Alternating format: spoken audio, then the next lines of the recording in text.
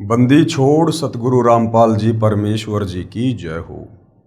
परमपिता परमात्मा सारी सृष्टि के रचनहार कुल मालिक असंख्य ब्रह्मांडों के स्वामी जगत गुरु तीनों लोकों में प्रवेश करके सबका धारण पोषण करने वाले राजाधिराज आत्माधार नाथों के नाथ देवों के देव महादेव सर्वेश्वर महेश्वर मृत्युंजय अजरो अमर आदि अनादि सनातनी प्रभु जगत पिता जगदीश्वर श्री श्री 1008 की उपाधि के वास्तविक अधिकारी अकाल मूर्त सौद स्वरूपी राम वासुदेव सर्वगतम ब्रह्म परम पूज्य प्रथम पूज्य परम संत परम पुरुष परम धनी परम दयालु सत्य कबीर हक्का कबीर अल्लाहु कबीर अल्लाहु अकबर बाखबर अल्लाह ताला जगत के तारणहार जगत के मुक्तिदाता जगत के जगन्नाथ हारे के सहारे हिंदुओं के राम मुसलमानों के अल्लाह सिखों के वाहिगुरु ईसाइयों के मसीह दया के सागर दयानिधि करुणा के सागर करुणानिधि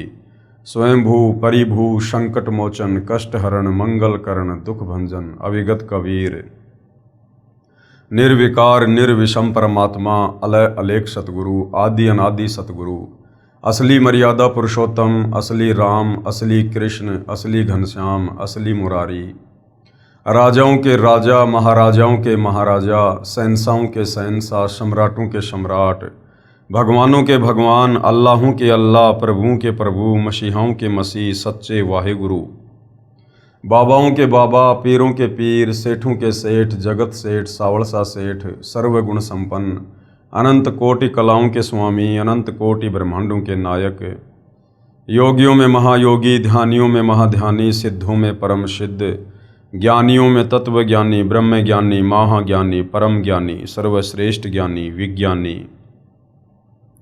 युवा कबीर समर्थ कबीर असमवात अमित ओजा सच्चे रहनुमा करीम अल्लाह सुभान अल्लाह दुनिया के अंतिम पैगंबर 8 सितंबर 1951 से गांव धनाना जिला सोनीपत हरियाणा भारतवर्ष की पावन भूमि पे प्रकट रियल कल की भगवान श्री नारायण साकार हरि श्री बाबा साहेब नूर अनंत परमात्मा सच्चे दरवेश सच्चे बाखबर संत श्रोमणी सतगुरु रामपाल जी परमेश्वर जी के चरण कमल में आप और हम सभी भाई बहनों का अनंत कोटि दंडवत प्रणाम।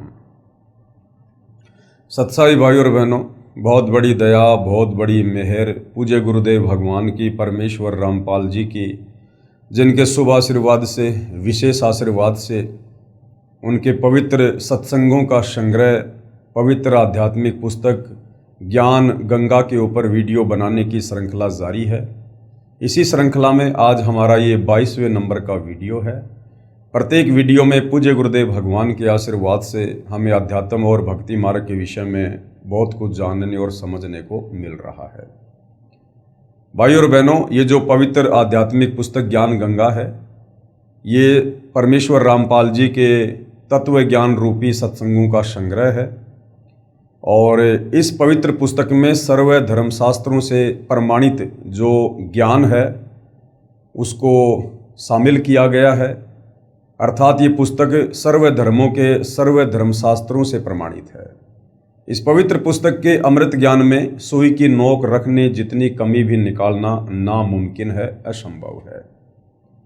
इस पवित्र पुस्तक को पढ़कर आप जी भक्ति और भगवान के विषय में वो सब कुछ जान सकते हैं, समझ सकते हैं जो आज से पहले सदियों से हमारे नादान धर्मगुरु हमें इन धर्म शास्त्रों से निकाल कर नहीं दे पाए।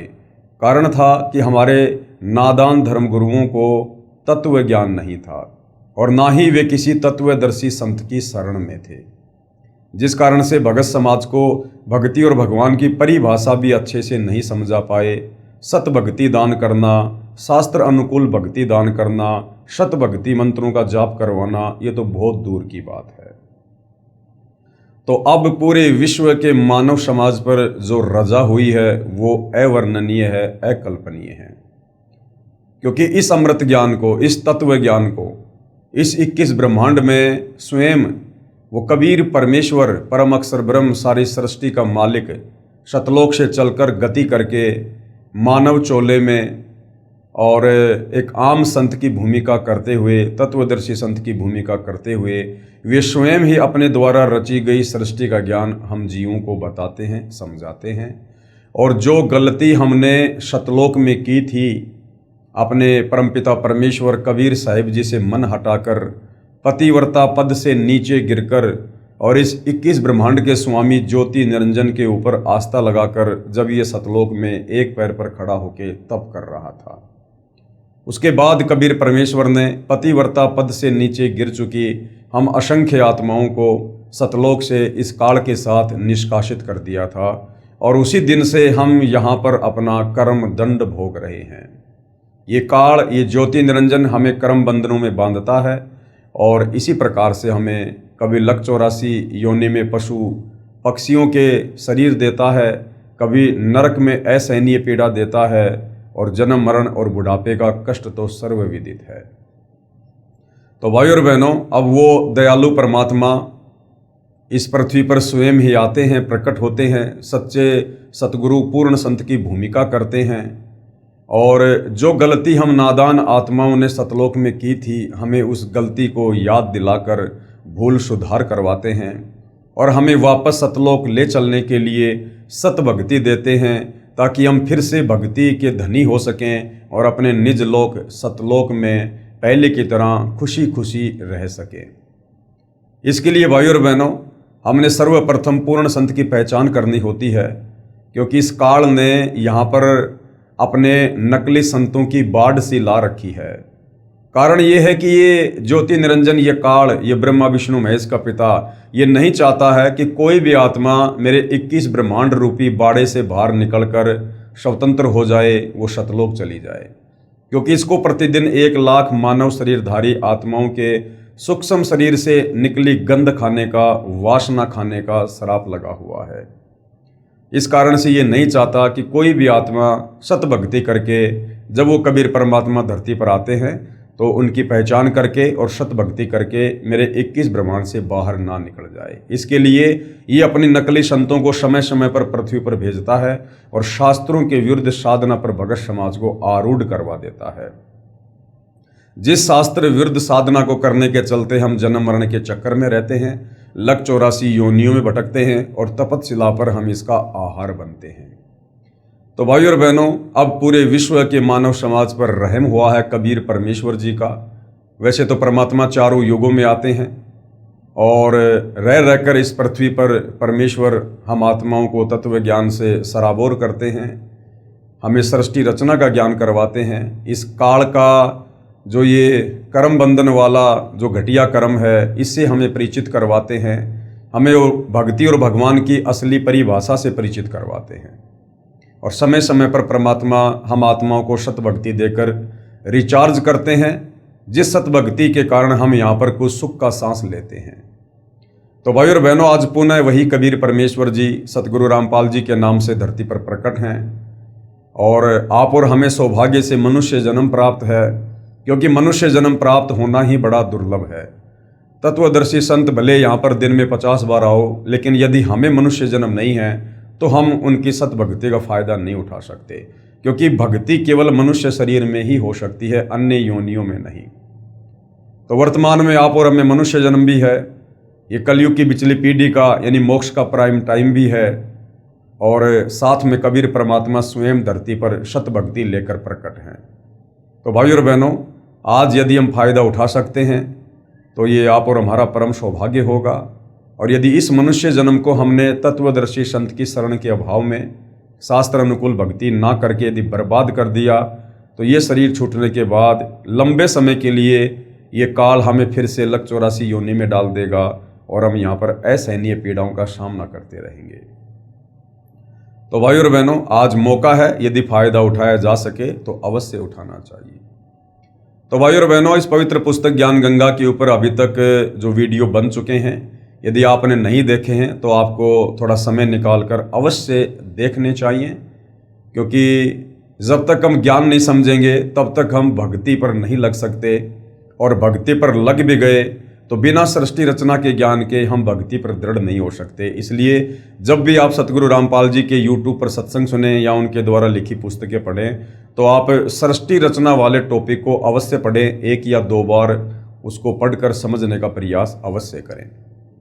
तो भाई और बहनों, आज इस पवित्र पुस्तक में वीडियो नंबर 22 में हमें सतगुरु रामपाल जी परमेश्वर जी ने समझाया है कि किस प्रकार से प्रथम सतयुग में कबीर परमेश्वर आप और हम आत्माओं को पुनः सतलोक के विषय में बताने के लिए, समझाने के लिए, हमें सतलोक ले चलने के लिए स्वयं ही अपने पुत्र जोगजीत के रूप में प्रकट हुए और किस प्रकार से इस काल के 21 ब्रह्मांड में सर्वप्रथम कबीर परमेश्वर की काल से वार्ता हुई, भेंट हुई, क्या क्या बातचीत हुई, इस संदर्भ के विषय में हम विस्तार से जानकारी प्राप्त करेंगे। साथ ही फ्रांस के एक भविष्य वक्ता है नास्त्रैदामस, उन्होंने सतगुरु रामपाल जी को लेकर और वर्तमान समय के विषय में क्या कुछ भविष्यवाणियाँ की हैं, उनको भी हम जानने का प्रयास करेंगे।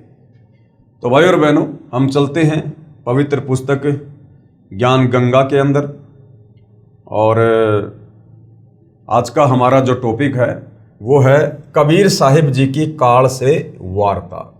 कबीर साहिब जी की काल से वार्ता। जब परमेश्वर ने सर्व ब्रह्मांडों की रचना की और अपने लोक में विश्राम करने लगे, उसके बाद हम सभी काल के ब्रह्मांड में रह रहकर अपना किया हुआ कर्म दंड भोगने लगे।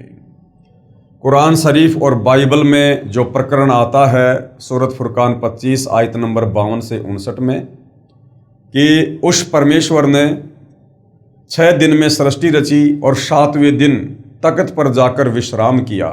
तो भाई और बहनों, जिस परमेश्वर ने 6 दिन में सृष्टि रची अर्थात इस काल के 21 ब्रह्मांड वाली सृष्टि को कबीर परमेश्वर जी ने रचा। आप और हमारे लिए कबीर परमेश्वर ने जो भी सुख सुविधा यहाँ पर उपलब्ध करवानी थी वो परमेश्वर ने 6 दिनों में की और 7वें दिन कबीर परमेश्वर वापस सतलोक में अपने सिंहासन पर जाकर विराजमान हुए। तो मुसलमान भाइयों की कुरान शरीफ में जिस अल्लाह का जिक्र है कि उसने 6 दिन में सृष्टि रची और 7वें दिन तख्त पर जा विराजा, वो अल्लाह कबीर अल्लाह है और इस काल की सृष्टि उन्होंने 6 दिन में रची और उसके बाद 7वें दिन वापस सतलोक में जा विराजे। उसके बाद हम सभी काल के ब्रह्मांड में रहकर अपना किया हुआ कर्म दंड भोगने लगे। सतलोक में हम कोई कर्म दंड नहीं भोगते थे क्योंकि सतलोक में कोई भी पाप या पुण्य नहीं है। वहाँ पर हमें कोई भी ऐसा कर्म नहीं करना पड़ता है जिससे हम उसका दंड भोगें। लेकिन जैसे ही हम काल के 21 ब्रह्मांड में आए, यहाँ पर इस काल ने हमारे चारों तरफ कर्म लगा दिए और इन कर्मों के जाल में हम उलझ कर रह गए और इन्हीं कर्मों का भोग भोगते भोगते हमें यहाँ पर अनंत युग बीत चुके हैं। उसके बाद हम सभी इस काल के ब्रह्मांड में रहकर अपना किया हुआ कर्म दंड भोगने लगे और बहुत दुखी रहने लगे, सुख व शांति की खोज में भटकने लगे। हमें अपने निज घर सतलोक की याद सताने लगी तथा वहां जाने के लिए भक्ति प्रारंभ की। लेकिन सतलोक वापस जाने वाली भक्ति इस काल के 21 ब्रह्मांड में नहीं है। वो भक्ति तो स्वयं कबीर परमात्मा जी ही लेकर आते हैं। किसी ने चारों वेदों को कंठस्थ किया तो कोई उग्र तप करने लगा और हवन, यज्ञ, ध्यान, समाधि आदि क्रियाएं प्रारंभ की। क्योंकि आत्मा को हमेशा से ये तड़फ रहती है कि कोई परमात्मा है, कोई भगवान है। हालांकि इस काल बलि के 21 ब्रह्मांड में आने के बाद इस काल ने सतलोक की वो तमाम स्मृतियाँ, वो यादें हमें जो है भुला दी गई हैं, हमारे मन मस्तिष्क से डिलीट कर दी गई हैं। हमें अपने निज घर का पता नहीं रहता। लेकिन आत्मा परमात्मा का अंश है। आत्मा को रह रहकर ये कशक होती है कि मैं कभी नहीं मरा करता था, मैं जो मर रहा हूँ, जन्म ले रहा हूँ, दुख भोग रहा हूँ, ये क्यों हो रहा है? क्योंकि सतलोक में ऐसा कुछ भी नहीं था, वहाँ केवल सुख ही सुख था। तो आत्मा हमेशा ये कसक बना के रखती है कि कोई परमात्मा है, कोई भगवान है जो सर्व सुख दाता है और हम कोई तो ऐसी जगह है, कोई तो ऐसा लोक है जहाँ पर हम कभी रहा करते होंगे, जहाँ पर हम सर्व सुख भोगा करते थे। तो ऐसे विचार करके ये आत्मा अपने परमेश्वर की याद में ये तरह तरह के तप करने लगी, समाधि लगाने लगी, उग्र साधना करने लगी, कोई चारों वेदों को पढ़ने लगा और जैसा भी उनको समझ में आया उस हिसाब से जो है परमेश्वर की प्राप्ति के लिए वो प्रयत्न करने लगा। लेकिन अपने निज घर सतलोक नहीं जा सके, क्योंकि चारों वेदों में, गीता जी में, किसी भी धर्म के किसी भी धर्म ग्रंथ में वापस सतलोक जाने वाली कंप्लीट भक्ति नहीं है, केवल परमेश्वर की आंशिक जानकारी है।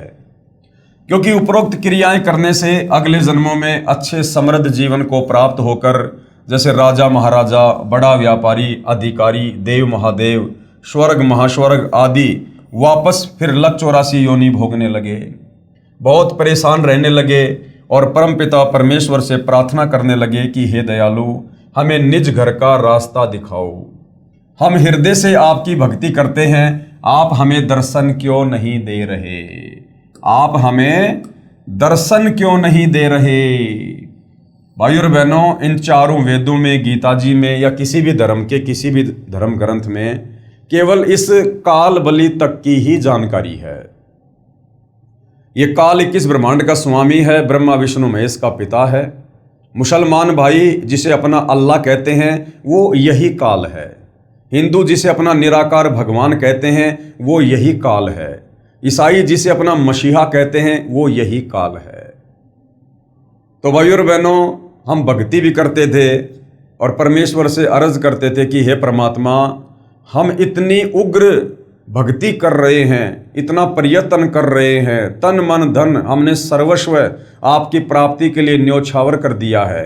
क्योंकि सतयुग त्रेता द्वापर में भाइयों और बहनों, परमात्मा की कसक में ये आत्मा घर से बाहर निकल जाया करती थी, घर बार छोड़ दिया करते थे, बाल बच्चों का परित्याग कर दिया करते थे, संपत्ति को ठोकर मार दिया करते थे, और जैसा भी हमें ज्ञान होता था उस हिसाब से किसी साधु संत के डेरे में जाकर, जंगल में जाकर, गुफाओं में जाकर, एकांत में रहकर हमने घोर तप किए और अंत में निष्कर्ष 0/0 रहा। तो हम रो रो कर ये दुआ करते थे कि हे परमेश्वर, आप हमें दर्शन क्यों नहीं दे रहे हैं? वेदों में लिखा है कि आप साकार हैं, आपका तेजोमय शरीर है, आप नर आकार में है और आपकी प्राप्ति का ये ओम मंत्र है, फिर आप हमें दर्शन क्यों नहीं दे रहे? तो भाइयों और बहनों, ये सृष्टि रचना से ही आपको समझ में आएगा। वेदों में महिमा तो पूर्ण परमेश्वर की लिखी हुई है, परंतु जो ओम नाम का जाप वेदों में और गीता जी में है वो केवल इस काल तक की साधना है। और इस काल तक की साधना आप कितनी भी कर लीजिएगा, इस काल में जब आप सृष्टि रचना पढ़ोगे तो पता चलेगा इसने एक अपना अटल घटिया नियम बना रखा है। इसने प्रतिज्ञा कर रखी है कि मैं किसी भी प्रकार की साधना से, जप से, तप से मैं अपने वास्तविक काल रूप में, ब्रह्म रूप में दर्शन नहीं दूंगा। जिस कारण से आत्माएं इतनी साधना करती लेकिन फिर भी उन्हें परमेश्वर के दर्शन नहीं होते। तो काल तो अपनी घटिया प्रतिज्ञा के चलते उन साधकों को दर्शन नहीं देता है। और कबीर परमेश्वर जी की इन चारों वेदों में वो सत भक्ति नहीं है जिससे हमें परमात्मा दर्शन दे। तो वो सत भक्ति जिससे पूर्ण ब्रह्म परमेश्वर कबीर साहिब साक्षात हमें दर्शन दें, उनका साक्षात्कार हो, वो भक्ति तो कबीर परमात्मा स्वयं ही सतलोक से चलकर इस काल के लोक में आते हैं, तत्वदर्शी संत की, सतगुरु की, पूर्ण संत की, जगत गुरु की भूमिका निभाते हैं। उसके बाद हमें फिर उस ज्ञान से पता चलता है कि आज मेरे सामने जो तत्वदर्शी संत है, जगत गुरु है, ये स्वयं ही कबीर परमात्मा है और हमें खुली आंखों से बिल्कुल उनका साक्षात्कार होता है। ये वृत्तांत कबीर साहिब ने धर्मदास जी को बताते हुए कहा कि धर्मदास, इन जीवों की पुकार सुनकर मैं अपने सतलोक से जोगजीत का रूप बनाकर काल लोक में आया। जोगजीत कौन है? परमपिता परमेश्वर कबीर साहिब ने सतलोक में जो अपने 16 पुत्रों की उत्पत्ति की थी, उनमें जो सबसे लास्ट वाला पुत्र है 16वें नंबर का, वो जोगजीत है, जिसको योग संतायन भी कहते हैं। तो प्रथम बार कबीर परमेश्वर जब काल के 21 ब्रह्मांड में आए, हम आत्माओं की उस पुकार को सुनकर, जब हम लक 84 योनि में गधे कुत्ते सूअर बनकर दुखी हो रहे थे, परेशान हो रहे थे, आत्मा से पुकार करते थे, या मनुष्य जन्म में थे तो घोर साधना कर करके अपने शरीर की भी चिंता नहीं की और परमेश्वर प्राप्ति के लिए हम मर मिटे, तो उस प्रकार की आत्मा की पुकार को सुनकर कबीर परमेश्वर ये दयालु मालिक सतलोक से चलकर अपने पुत्र का रूप बनाकर और इस काल के 21 ब्रह्मांड में आते हैं। अपने ओरिजिनल रूप में परमात्मा इसलिए नहीं आते कि यदि वो परमेश्वर अपने ओरिजिनल कबीर रूप में इस धरती पर यदि आ जाए, आते हैं भाइयों और बहनों, आने को तो आज वर्तमान में कबीर भगवान सतगुरु रामपाल जी के नाम से प्रकट हैं, अपने ओरिजिनल सतलोकी रूप में ही हैं। परंतु ये समर्थ परमात्मा है, ये चाहे उसको दर्शन दिखाएंगे, चाहे जिसे नहीं दिखाएंगे। तो कबीर परमेश्वर जी सतयुग, त्रेता और द्वापर में अपने पुत्रों के रूप बनाकर ही आते हैं, क्योंकि यदि काल को पता चल जाए कि वो कबीर परमात्मा मेरे 21 ब्रह्मांड में आ चुका है, यदि कबीर परमेश्वर अपने ओरिजिनल रूप में इस काल को दर्शन दे दें, तो भाई और बहनों, ये परमात्मा से इतना डरता है कि इसका कलेजा फट जाए। परमेश्वर अपनी वाणी में कहते हैं, काल डरे करतार से, जय जय जय जगदीश, जोरा जोड़ी झाड़ती, पगरज डारे शीस। इसलिए कबीर परमेश्वर अपने रूप को रूपांतरण करते हुए और 3 युगों में विशेषकर अपने पुत्रों का रूप धारण करके आते हैं। और चौथे युग कलयुग में, और कलयुग का जो प्राइम टाइम है भक्ति का, ये पिछली पीढ़ी, वर्तमान समय, इस समय कबीर परमात्मा स्वयं अपने ओरिजिनल रूप में आते हैं, क्योंकि इस समय परमेश्वर ने कंप्लीट भक्ति दान करनी होती है, जिसमें एक होता है सतगुरु के दर्श, साधु दर्शन राम का मुख पर बसे सुहाग, दर्शन उन्हीं को होते जिनके पूर्ण भाग। क्योंकि कबीर परमेश्वर जब साधु रूप में धरती पर होते हैं तो उनके ओरिजिनल दर्शन करने से हमारे बहुत सारे जो है पुण्य बनते हैं, हमारे पाप कर्मों का नाश होता है। जीवों की पुकार सुनकर मैं अपने सतलोक से जोगजीत का रूप बनाकर काल लोक में आया। तब 21वें ब्रह्मांड में जहां काल का निज घर है, वहां पर तपत शिला पर जीवों को भूनकर सूक्ष्म शरीर से गंध निकाला जा रहा था। अब सूक्ष्म शरीर से गंध कैसे निकालता है भाइयों और बहनों? ये जैसे ये हमारा स्थूल शरीर है, ये हाड़ मांस का पुतला है। इस शरीर में हमारी आत्मा है, और इस शरीर में रहते सहते हम जो भी व्यसन करते हैं, जैसे नशा करना, किसी भी प्रकार का मांस खाना, शराब पीना, या वैसे कोई गंदी फिल्में देखना या गंदी सोच रखना, तो उसकी जो सूक्ष्म वासना होती है वो हमारे सूक्ष्म शरीर में जमा होती रहती है। और जब हमारी मृत्यु होती है तो ये ऊपर का शरीर, तो स्थूल शरीर तो यही छूट जाता है, हम सूक्ष्म शरीर में रहते हैं। उस सूक्ष्म शरीर को ये ज्योति निरंजन अपने 21वें ब्रह्मांड में बनी तपत शिला पर ये भून भून कर खाता है। अर्थात उस सूक्ष्म शरीर को ये इतना ज़्यादा ये गर्म करता है कि इसमें से वो वासना निकलती है, और उस वासना का फिर ये आहार करता है। और सूक्ष्म शरीर में ये प्राणी मरता नहीं है, इसलिए फिर वापस इसको कर्म आधार से आगे की योनि देने के लिए धर्मराज के दरबार में पेश कर देता है। धर्मराज फिर जैसा भी इसने पृथ्वी लोक पर मनुष्य शरीर में अच्छे बुरे कर्म किए, पाप या पुण्य किए, शास्त्र विरुद्ध या शास्त्र अनुकूल भक्ति की, उस आधार से फिर आगे का इसका प्रारब्ध निर्धारित कर दिया जाता है कि गधा कुत्ता बनना है, या फिर से कोई मनुष्य जन्म प्राप्त करना है, या फिर लक 84 योनि में जाना है। जीवों को भूनकर सूक्ष्म शरीर से गंध निकाला जा रहा था। मेरे पहुंचने के बाद, कबीर परमेश्वर कहते हैं कि मेरे वहां पहुंचने के बाद उन जीवों की जलन समाप्त हो गई। कबीर परमेश्वर जी की शक्ति से ऑटोमेटिक वो तपतशिला जिस पर जीव भूने जा रहे थे, हाहाकार मचा रहे थे, वो बर्फ की तरह शीतल हो गई। उन्होंने मुझे देख कर कहा कि हे पुरुष, यानी हे परमात्मा, आप कौन हो? आपके दर्शन मात्र से ही हमें बड़ा सुख व शांति का आभास हो रहा है। फिर मैंने बताया कि मैं पार ब्रह्म परमेश्वर कबीर हूँ। आप सब जीव मेरे लोक से आकर काल ब्रह्म के लोक में फंस गए हो। यह काल रोजाना 1 लाख मानव के सूक्ष्म शरीर से गंध निकाल कर खाता है, और बाद में नाना प्रकार की योनियों में दंड भोगने के लिए छोड़ देता है, 84 लाख योनियों में डाल देता है। तब वे जीव आत्माएं कहने लगी कि हे दयालु परमेश्वर, हमारे को इस काल की जेल से छुड़वाओ। मैंने बताया कि यह ब्रह्मांड काल ने 3 बार भक्ति करके मेरे से प्राप्त किया है। जो आप यहां सब वस्तुओं का प्रयोग कर रहे हो, ये सभी काल की हैं, और आप सब अपनी इच्छा से घूमने के लिए आए हो। यानी सतलोक से अपनी इच्छा से हाथ खड़ा करके आप लोगों ने काल के 21 ब्रह्मांड में आने के लिए स्वीकृति दी थी। इसलिए अब आपके ऊपर काल ब्रह्म का बहुत ज्यादा ऋण हो चुका है, यानी इस काल का कर्जा चढ़ चुका है हमारे ऊपर, और वह ऋण मेरे सच्चे नाम के जाप के बिना नहीं उतर सकता। यानी कबीर परमेश्वर जब सतगुरु रूप में धरती पर आते हैं उस समय जो सत भक्ति वे हमें प्रदान करते हैं, मात्र उसी सत भक्ति को करने से इस काल का ऋण कर्जा आप और हमारे ऊपर जो युगों युगों से चढ़ा हुआ है वो उतर सकता है। अन्यथा यहाँ चारों वेदों की साधना, गीता की साधना, कुरान शरीफ, कुरान मजीद की साधना, चाहे श्री गुरु ग्रंथ साहिब का पाठ करते रहो, चाहे बाइबल का अध्ययन करते रहो, हम कभी भी इस काल का कर्जा नहीं उतार सकते। और कर्जा नहीं उतरेगा तो ये हमें इस कर्म दंड से मुक्त नहीं करेगा। जब तक आप ऋण मुक्त नहीं हो सकते तब तक आप काल ब्रह्म की जेल से बाहर नहीं जा सकते। 21 ब्रह्मांड को कबीर परमेश्वर जी ने जेल बताया है, जेल, क्योंकि हम यहाँ पर जेल ही काट रहे हैं। सतलोक में हमने जो गलती की थी उस कर्म की सजा हम यहाँ पर भुगत रहे हैं। इसके लिए आपको मुझसे नाम उपदेश लेकर भक्ति करनी होगी, तब मैं आपको छुड़वा कर ले जाऊंगा।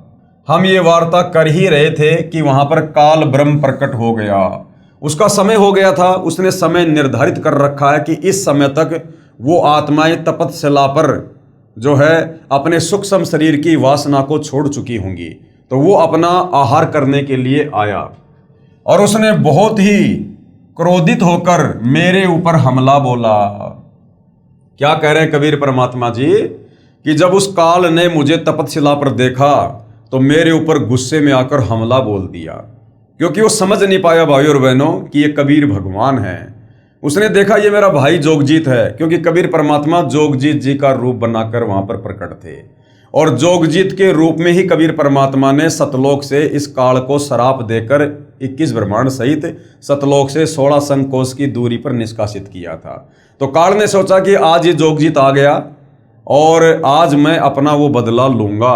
तो जोगजीत को देखकर बड़ा क्रोधित हुआ और मेरे ऊपर हमला बोला। मैंने अपनी शब्द शक्ति से उसको मूर्छित कर दिया। कबीर परमेश्वर जो सर्वशक्तिमान परमात्मा है, उसके आगे भला किसकी क्या बिसात है। फिर कुछ समय बाद वह होश में आया। थोड़ी देर बाद काल होश में आया तो काल ने देखा भैया इसके पास तो कोई परमात्मा के द्वारा दी गई जबरदस्त शक्ति है और ये लड़ाई झगड़ा करके बात बनेगी नहीं। फिर इस काल ने चापलूसी करनी शुरू कर दी। फिर कुछ समय बाद वह होश में आया, मेरे चरणों में गिरकर क्षमा याचना करने लगा और बोला कि आप मुझसे बड़े हो, मुझ पर कुछ दया करो और ये बताओ कि आप मेरे लोक में क्यों आए हो। तब मैंने काल पुरुष को बताया कि कुछ जीव आत्माएं भक्ति करके अपने निज घर सतलोक में वापस जाना चाहती हैं, उन्हें सत भक्ति मार्ग नहीं मिल रहा है, इसलिए वे भक्ति करने के बाद भी इसी लोक में रह जाती हैं। मैं उनको सत भक्ति मार्ग बताने के लिए और तेरा भेद देने के लिए आया हूँ, किंतु तू काल है, 1 लाख जीवों का आहार करता है और 1.25 लाख जीवों को उत्पन्न करता है तथा भगवान बनकर बैठा है। मैं इनको बताऊंगा कि तुम जिसकी भक्ति करते हो वह भगवान नहीं, वो काल है। कि भैया मैं तेरी सारी पोल पट्टी नीचे जाकर और परमात्मा प्राप्ति के लिए प्रयत्न कर रहे साधकों को बताऊंगा कि तू काल है, जिसने अपने आप को यहाँ पर भगवान साबित कर रखा है और अपने तीनों पुत्रों ब्रह्मा विष्णु महेश और अपनी पत्नी दुर्गा के माध्यम से तूने सबको कर्म बंधनों में बांध रखा है। तीनों गुणों से, रजगुण सतगुण तमगुण से तूने सबको प्रभावित कर रखा है। तो इतना सुनकर ये जो काल है ये भयभीत हो गया। इतना सुनते ही काल बोला कि यदि सब जीव वापस चले गए तो मेरे भोजन का क्या होगा, मैं भूखा मर जाऊंगा। आपसे मेरी प्रार्थना है कि 3 युगों में जीव कम संख्या में लेकर जाना, कि सतयुग, त्रेता और द्वापर, इन 3 युगों में आप सतलोक में कम जीव लेकर जाना और जब चौथा युग कलयुग आ जाए उस समय जितने मर्जी जीव ले जाना और सबको मेरा भेद मत देना। इन 3 युगों में मेरा भेद मत देना किसी को कि मैं काल हूं और सबको खाता हूं। जब कलयुग आए तो चाहे जितने जीवों को ले जाना। ये वचन काल ने मुझसे प्राप्त कर लिए। कबीर परमेश्वर ने उसको कह दिया ठीक है भाई।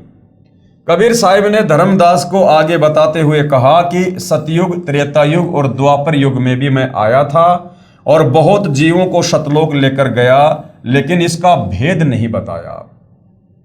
यानी कबीर परमेश्वर चारों युगों में आते हैं और जैसा कि काल के साथ एग्रीमेंट हुआ था कि सतयुग त्रेता द्वापर में परमात्मा जीवों को कम संख्या में सतलोक लेकर जाना, और मेरा भेद मत देना किसी को कि मैं काल हूँ, ऐसे ऐसे मैंने सतलोक में गलती की थी और यहाँ मैं ऐसे ऐसे ब्रह्मा विष्णु महेश के माध्यम से अपने भोजन का प्रबंध करता हूँ। तो भाई और बहनों, कौन से सतलोक में लेकर गए 3 युगों में परमात्मा जीवों को? क्योंकि इस काल का पूरा भेद बताए बिना तो आत्मा में भय उत्पन्न होगा ही नहीं। जब तक हम सृष्टि रचना से परिचित नहीं होंगे और सृष्टि रचना से परिचित होंगे तो हमें काल के विषय में भी जानकारी होगी, इसका पूरा भेद भी मालूम होगा, तभी हमारे को काल लोक से डर लगेगा, तभी हम तत्वदर्शी संत की शरण में आकर भक्ति करेंगे। तो आज से पहले कबीर परमेश्वर हमें मिनी सतलोक में लेकर गए 3 युगों में। इस काल के 21 ब्रह्मांड में कबीर परमेश्वर ने अपना एक गुप्त स्थान बना रखा है जिसका नाम है मिनी सतलोक, जहां परमेश्वर आत्माओं को काल के बंधन से छुड़वाकर बीज रूप में रख देते हैं। और जब ये कलयुग की बिचली पीढ़ी वाला मोक्ष का प्राइम टाइम आता है, कंप्लीट भक्ति देने का, कंप्लीट मूल ज्ञान बताने का, इस समय परमेश्वर तीनों युगों में जिन आत्माओं को मिनी सतलोक में बैठा देते हैं, फिर उन आत्माओं को परमेश्वर इस समय कलयुग की बिचली पीढ़ी में मानव जन्म देते हैं, स्त्री या पुरुष का, और फिर उन आत्माओं से कंप्लीट भक्ति करवाकर उनको सतलोक लेकर जाते हैं। अन्यथा काल का भेद बताए बिना भाई और बहनों हमारी आत्मा कभी भी सतलोक जाने को तैयार नहीं होगी, क्योंकि भय बिना भक्ति नहीं होती। अब मैं कलयुग में आया हूं और काल से मेरी वार्ता हुई है। काल ब्रह्म ने मुझसे कहा कि अब आप चाहे जितना जोर लगा लेना, आपकी बात कोई नहीं सुनेगा। काल ने चापलूसी की थी कि आप चौथे युग में जितनी मर्जी आत्मा ले जाना कलयुग में। काल ने क्या दिमाग लगाया था कि जब चौथा युग कलयुग आएगा उस समय इन आत्माओं के जो पुण्य हैं वो समाप्त हो चुके होंगे, इनके पाप कर्म शेष होंगे, पाप कर्म शेष रहने के चलते इनके ऊपर आपत्तियां आएंगी, और सतभक्ति ना होने के चलते ये फिर धर्म के विरुद्ध अधर्म का रास्ता अपनाएंगे, जिससे इनके कर्म और ज़्यादा बिगड़ेंगे। साथ में उस कलयुग में मैं इनको विषय विकारी बना दूंगा, हर प्रकार से नशेड़ी बना दूंगा, मांसाहारी बना दूंगा, शराबी बना दूंगा, चोरी जारी ठगी विश्वासघात रिश्वतखोरी काला बाजारी मिलावट इन तमाम प्रकार के कुकर्मों में लगाकर इन आत्माओं की वृत्ति को बिगाड़ दूंगा। ये भक्ति के योग्य भी नहीं रहेंगे। और थोड़ी बहुत भक्ति यदि कोई करना चाहेगा तो मैं अपने नकली संत भेज कर शास्त्रों के विरुद्ध साधना करवा दूंगा, और इनको मंदिर मस्जिद चर्च गुरुद्वारे और पत्थर पूजा पे लगा दूंगा, कावड़ लाना, पैदल यात्रा करना, पाखंड पूजा करना, जंत्र मंत्र के चक्कर में पड़ना, इन घटिया साधनाओं में, देवी देवताओं की साधनाओं में लगा दूंगा। तो जब वो तत्वदर्शी संत आएगा यानी भगवान आएगा, उस समय कोई भी उसकी बात को स्वीकार नहीं करेगा। ये सोचकर काल ने कहा था कि आप 3 युगों में जीव कम लेकर जाना और चौथे युग में जितनी मर्जी आत्मा सतलोक लेकर जाना। प्रथम तो मैंने जीव को भक्ति के लायक ही नहीं छोड़ा है। काल ने क्या कहा? धर्मदास को परमात्मा बता रहे हैं कि प्रथम तो इस कलयुग में जीव को इस काल ने इतना बिगाड़ दिया है, नशेड़ी गंजेड़ी शराबी मांसाहारी चोरी जारी करने वाला बना दिया है कि अपने स्वार्थ के अलावा उसको और कुछ दिखाई नहीं देता है। प्रथम तो मैंने जीव को भक्ति के लायक ही नहीं छोड़ा, उनमें बीड़ी सिगरेट शराब मांस आदि दुर्व्यसन की आदत डालकर इनकी वृत्ति को यानी मानसिक वृत्ति को बिगाड़ दिया है, इनकी सोच को बिगाड़ दिया है। नाना प्रकार की पाखंड पूजा में जीव आत्माओं को लगा दिया। ये मंदिर मस्जिद चर्च गुरुद्वारा, ये झाड़ जपाड़ जंतर मंत्र, इस प्रकार की ओछी और घटिया साधनाओं में लगा दिया। दूसरी बात ये होगी कि जब आप अपना ज्ञान देकर वापस अपने लोक में चले जाओगे, तब मैं यानी काल अपने दूत भेजकर आपके पंथ से मिलते जुलते 12 पंथ चलाकर जीवों को भ्रमित कर दूंगा। काल ने क्या कहा था कि जब आप उस कलयुग में जाओगे, यानी परमात्मा 650 साल पहले अपने ओरिजिनल नाम कबीर नाम से आए थे, तो कहा कि जब आप उस कलयुग में अपना कंप्लीट ज्ञान देकर जो भी भक्ति आपने देनी है वो भक्ति देकर आप जाओगे वापस सतलोक, तो मैं उसके बाद अपने 12 नकली दूत भेजूंगा और आपके नाम से कबीर नाम से वो कबीर पंथ चलाएंगे और जीवों को अपने जाल में फंसा लेंगे, ये कहकर कि कबीर जी का वास्तविक ज्ञान, कबीर जी का असली पंथ, सतलोक जाने की विधि केवल हम कबीर पंथियों के पास में है। तो परमात्मा चाहने वाली आत्माओं को मैं अपने दूत भेजकर और अपने जाल में फंसा लूंगा। तो आज भाई और बहनों, ये जितने भी कबीर पंथ हैं, विशेषकर जो धर्मदास जी की वंशावली में जो 12 कबीर पंथ हैं, ये सारे के सारे काल के द्वारा अपने दूतों के माध्यम से चलवाए गए पंथ हैं, जिनमें सत भक्ति नहीं है, लेकिन नाम कबीर परमात्मा का लेकर ये लोग अपने पंथ चला रहे हैं। साथ में काल ने और जाल फैला दिया। इसके अलावा राधा स्वामी पंथ है, जय गुरुदेव पंथ है, धन धन सतगुरु पंथ है, निरंकारी पंथ है, हंसा देश वाला पंथ है, जय गुरुदेव पंथ है। ये तमाम दुनिया भर के जितने भी पंथ चल रहे हैं, जिनमें करोड़ों परमात्मा चाहने वाली आत्माएं फंसी हुई हैं, उनको परम धनी जानकर ये सारे का सारा षड्यंत्र काल बली का है। ये सारे के सारे काल के द्वारा भेजे गए एजेंट हैं। तो भाई और बहनों, वर्तमान में एकमात्र सच्ची भक्ति और सच्चा ज्ञान देने वाला इस पृथ्वी पर केवल सतगुरु रामपाल जी हैं।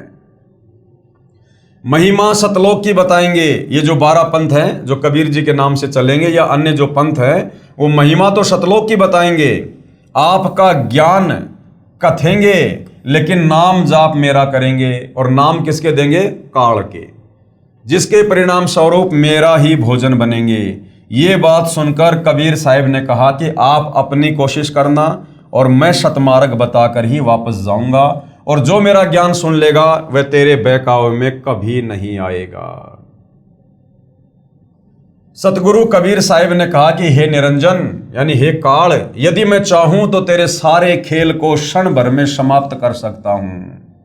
कबीर परमात्मा इतने समर्थ हैं। कबीर परमेश्वर ने कहा कि काल, यदि मैं चाहूं तो तेरे इस खेल को क्षण भर में नष्ट कर सकता हूं। भाई और बहनों, कबीर परमेश्वर इतने समर्थ हैं, इतने सक्षम हैं। आदरणीय गरीबदास जी की वाणी है कि जाके अर्ध रूम पर सकल पसारा, ऐसा पूर्ण ब्रह्म हमारा। कबीर परमेश्वर जी के आधे बाल के बराबर भी ये कंप्लीट सृष्टि नहीं है। वो इतना समर्थ है, अपने आधे बाल के ऊपर सारी सृष्टि को ठहरा सकता है। 21 ब्रह्मांड इस काल के, 7 संग ब्रह्मांड अक्षर पुरुष के, और ऊपर के 4 लोक, ये परमेश्वर अपने आधे बाल के ऊपर इनको रख सकता है। ये इतना समर्थ है। लेकिन कबीर परमेश्वर जी की वाणी है कि भाई, अनंत कोटि बाजी जहां और मैंने रचे सकल ब्रह्मांड, गरीबदास मैं क्या करूं यो काल करे जीव खंड। ये परमेश्वर चाहे तो 1 सेकंड में तमाम आत्माओं को सतलोक ले जा सकते हैं। लेकिन भाई और बहनों, ये 21 ब्रह्मांड कबीर परमात्मा ने ही काल को प्रदान किए हैं, और यहाँ का संविधान भी इस निरंजन को कबीर परमात्मा ने ही बना कर दिया है। सत का राज धर्म राय कर ही अपना किया सबे दंड बरही। और इस ज्योति निरंजन ने जब कबीर परमात्मा तपतशिला पर आए थे, तो एक और इन्होंने वचन लिया था कि परमात्मा आप नीचे जाओगे, आप इतनी मेहर करना कि आप जबरदस्ती किसी भी आत्मा को सतलोक लेकर मत जाना। जो आपके ज्ञान को समझे, आपकी मर्यादाओं में रहे, आपको परमात्मा मानकर भक्ति करे और आजीवन भक्ति करे, ये परमात्मा आप उन्हीं आत्माओं को सतलोक लेकर जाना। जो आपके ज्ञान को स्वीकार ना करे या आपकी शरण में आकर जो मर्यादा में रहकर भक्ति ना करें, उनको मेरे भोजन के लिए छोड़ देना। तो भाई और बहनों, ये वचन कबीर परमात्मा का दिया हुआ है, इसलिए कबीर परमेश्वर को रह रहकर अपना वचन याद आ जाता है, जिस कारण से परमेश्वर फिर इस काल के 21 ब्रह्मांड को नहीं छेड़ते हैं, और अपने विधि विधान अनुसार हम आत्माओं को नीचे तत्वदर्शी संत के रूप में प्रकट होकर हमें ज्ञान से परिचित करवाते हैं, हमें सृष्टि रचना से परिचित करवाते हैं। और जो आत्मा तत्वदर्शी संत के रूप में प्रकट कबीर भगवान की वाणियों पर, वचनों पर, ज्ञान पर, सत्संग पर विश्वास कर लेती है और आजीवन मर्यादा में रहकर गुरु को परमेश्वर मानकर भक्ति करती है, उन्हीं आत्माओं को परमात्मा सतलोक लेकर जाते हैं। सतगुरु कबीर साहिब ने कहा कि हे निरंजन, यानी हे काल, यदि मैं चाहूं तो तेरे सारे खेल को क्षण भर में समाप्त कर सकता हूं, परंतु ऐसा करने से मेरा वचन भंग होता है। ये सोचकर मैं अपने प्यारे हंसों को यानी भक्तों को यथार्थ ज्ञान देकर शब्द का बल प्रदान करके, यानी परमेश्वर हमें जो शब्द देंगे, जो मंत्र देंगे, फिर हम उसका जाप करेंगे, फिर हमारे अंदर वो शक्ति उत्पन्न होगी, तो शब्द का बल प्रदान करके सतलोक लेकर जाऊंगा।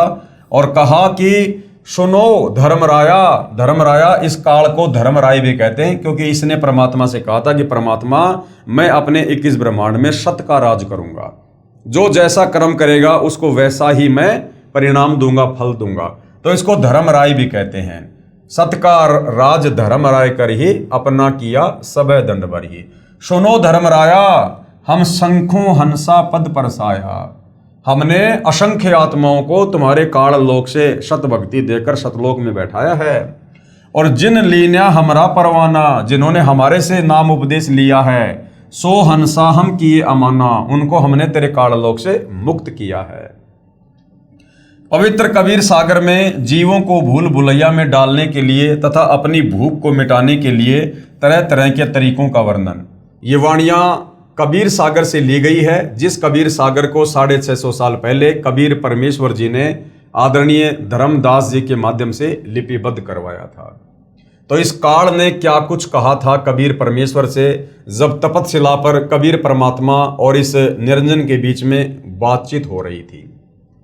द्वादश पंथ करूं मैं साजा, नाम तुम्हारा ले करूं आवाजा, द्वादश यम संसार पठो, नाम तुम्हारे पंथ चलो।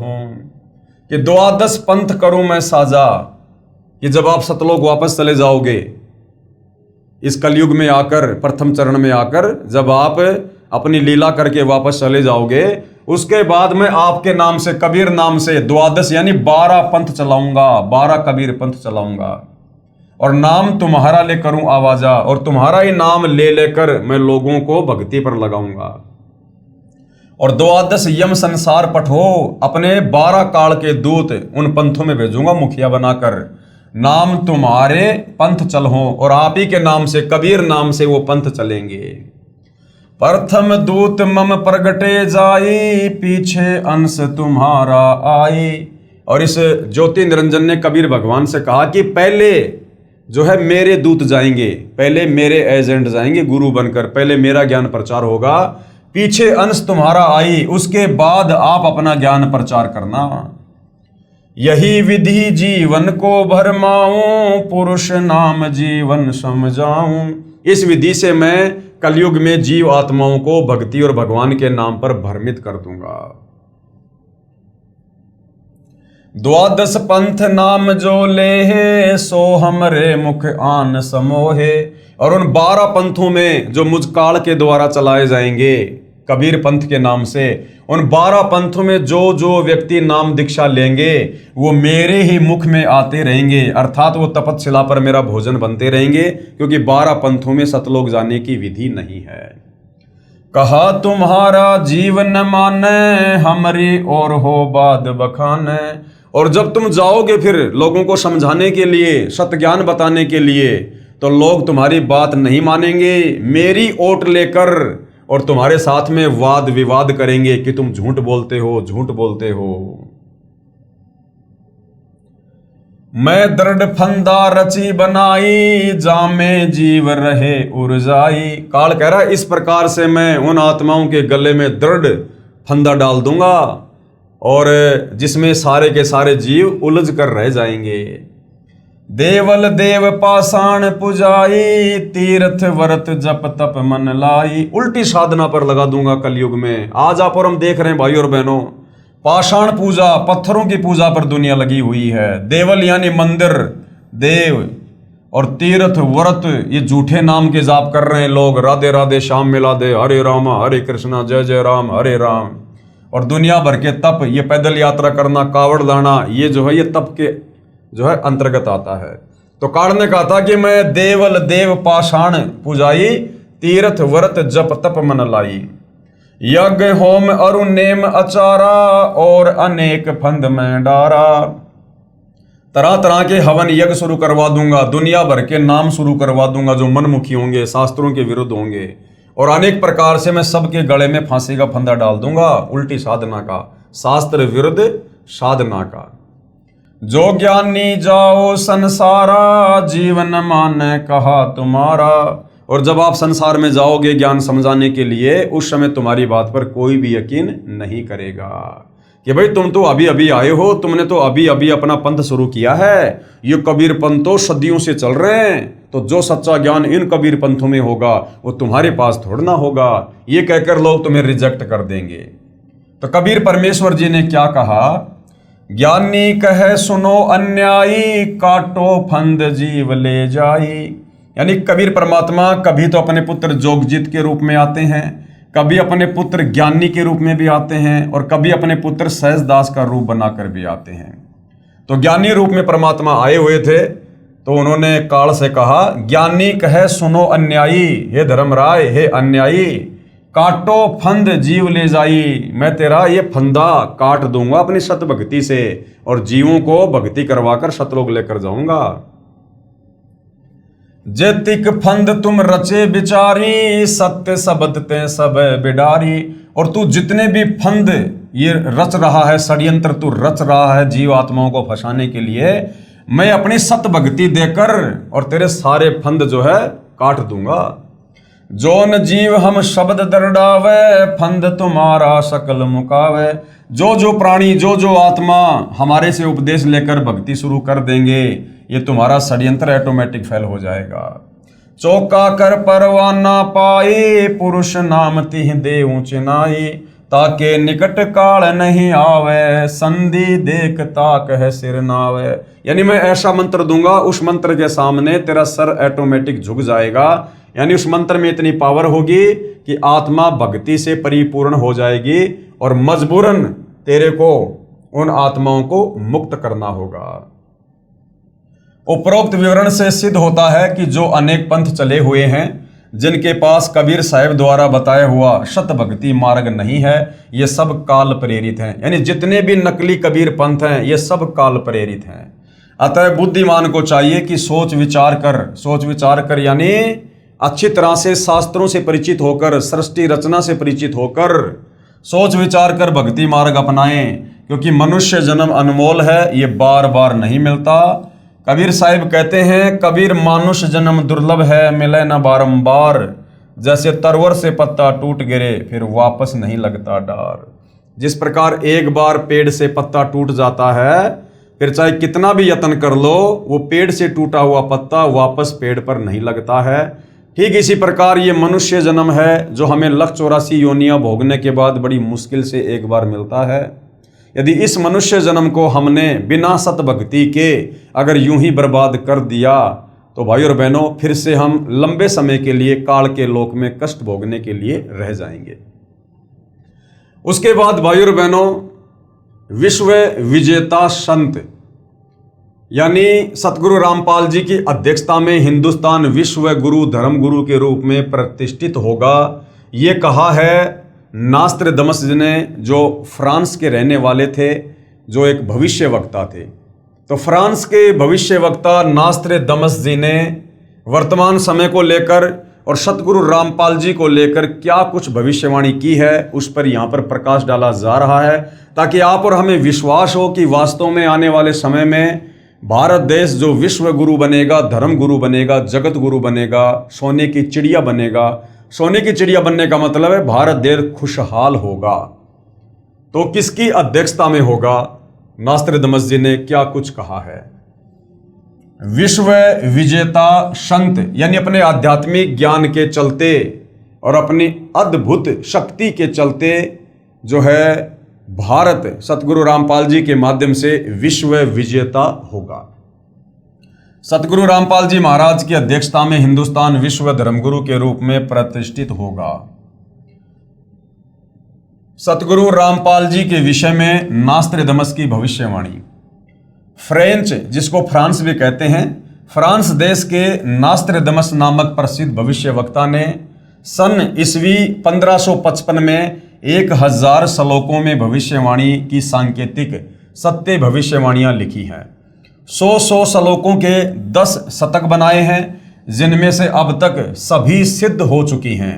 हिंदुस्तान में सत्य हो चुकी भविष्यवाणियों में से नास्त्रदमस ने अभी तक जो जो भविष्यवाणियां की थी वो सच साबित हुई हैं, और भारत देश को लेकर नास्त्रदमस ने क्या क्या भविष्यवाणियां की थी वो भी सच हुई हैं, और वर्तमान समय के लिए जो भविष्यवाणियां उन्होंने की हुई हैं, जो सतगुरु रामपाल जी पर ही सटीक उतरती हैं, वो भी सच होंगी।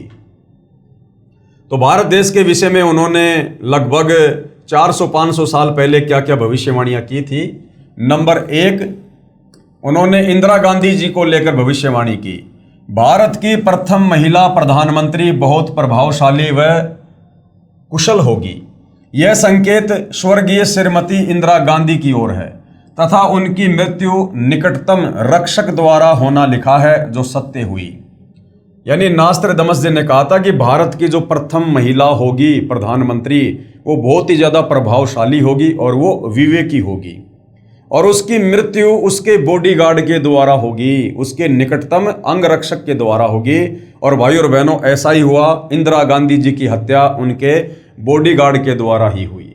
तो नास्त्रदमस की भविष्यवाणी बिल्कुल सत्य साबित हुई। नंबर 2, उसके पश्चात उन्हीं का पुत्र यानी इंदिरा गांधी जी का पुत्र उनका उत्तराधिकारी होगा, यानी वो प्रधानमंत्री होगा, और वह बहुत कम समय तक राज्य करेगा तथा अचानक मृत्यु को प्राप्त होगा, जो सत्य सिद्ध हुई। क्योंकि पूर्व प्रधानमंत्री स्वर्गीय श्री राजीव गांधी जी वो इंदिरा गांधी के बड़े बेटे थे, और थोड़े समय उन्होंने राज्य किया, उसके बाद उनकी एक बम ब्लास्ट में हत्या कर दी गई। उसके बाद नंबर 3, सतगुरु रामपाल जी महाराज के विषय में भविष्यवाणी नास्त्रदमस द्वारा जो विस्तार पूर्वक लिखी है। ये 2 बातें इसलिए बताई है क्योंकि जो उन्होंने भारत को लेकर भविष्यवाणी की थी वो पहले सत्य साबित हो चुकी है। तो आगामी समय के लिए यानी वर्तमान समय के लिए जो भविष्यवाणियां नास्त्रदमस जी ने कर रखी हैं भारत में प्रकट एक संत के लिए, वो सतगुरु रामपाल जी के ऊपर हैं, और ये भविष्यवाणियां भी बिल्कुल सत्य ही साबित होंगी।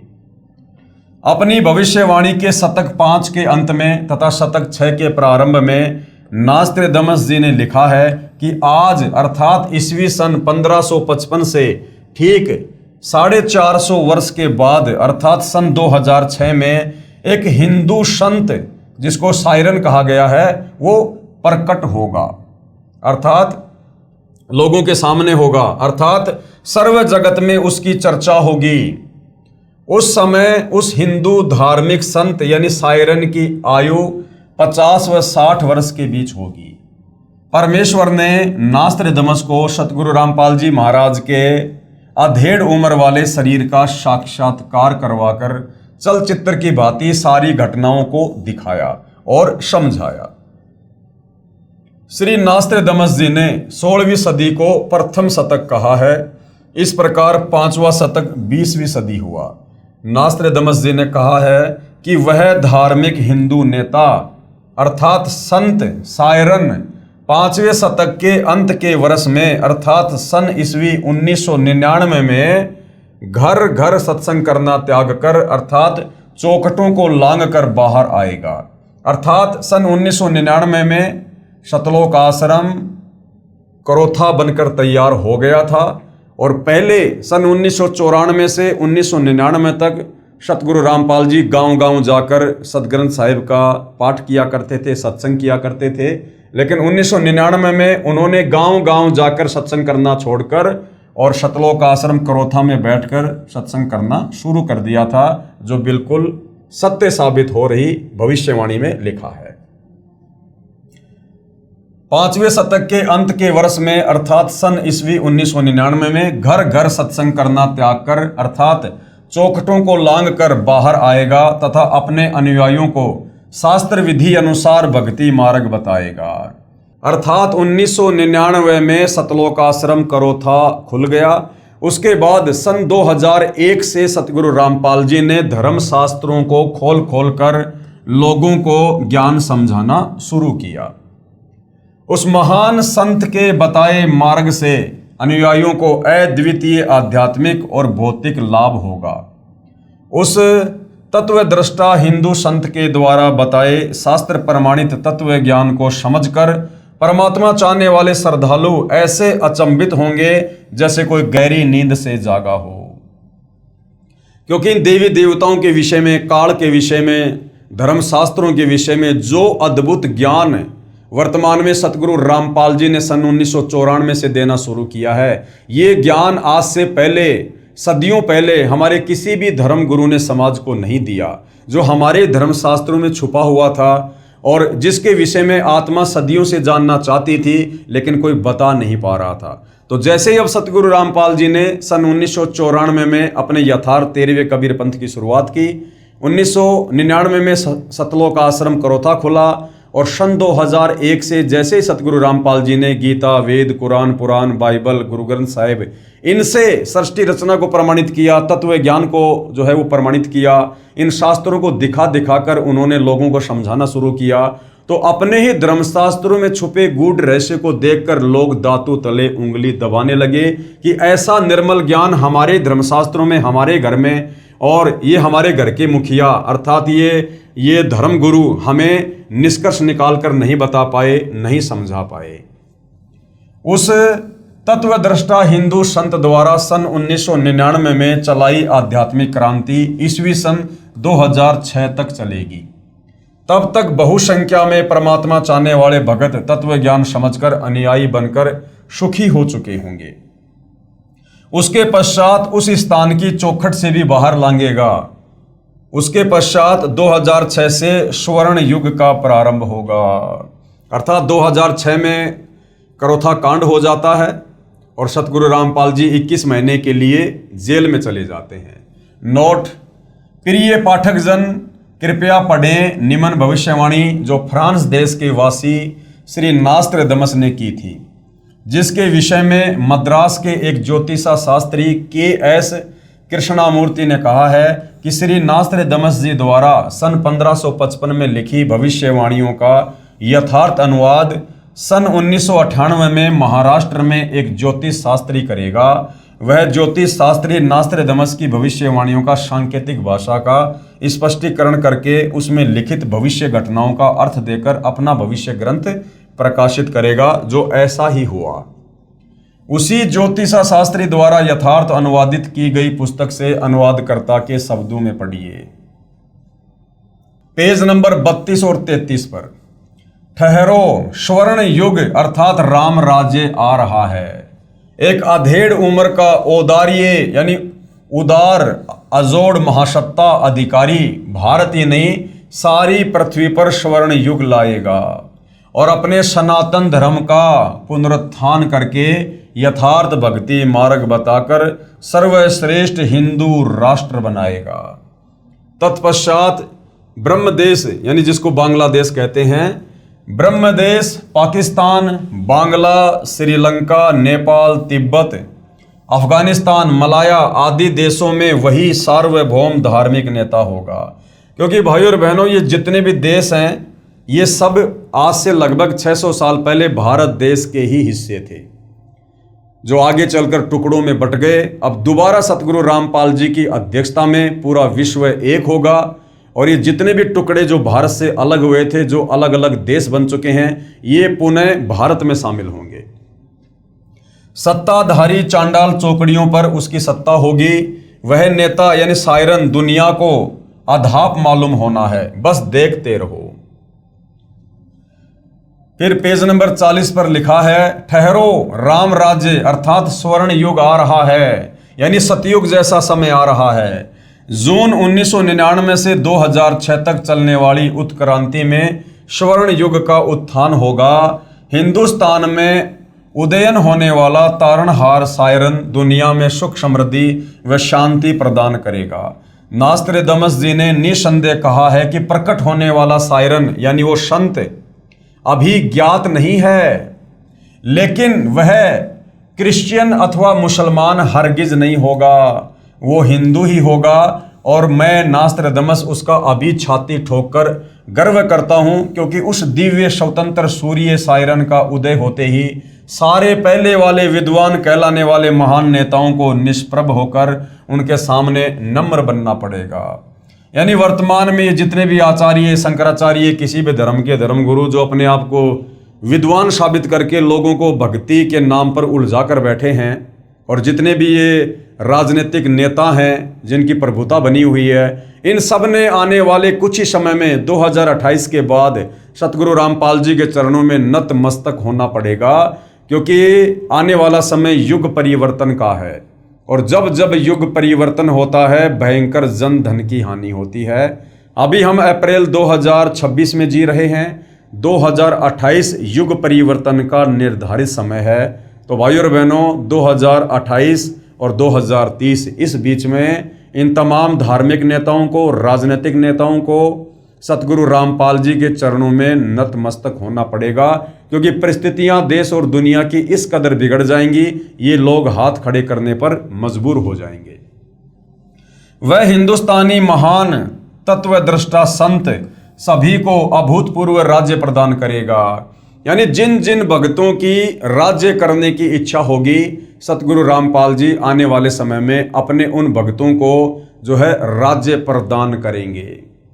वह समान कायदा समान नियम बनाएगा, यानी सबके लिए एक जैसा नियम होगा, एक नया संविधान बनेगा, भक्ति संविधान के अनुसार पूरा विश्व चलेगा।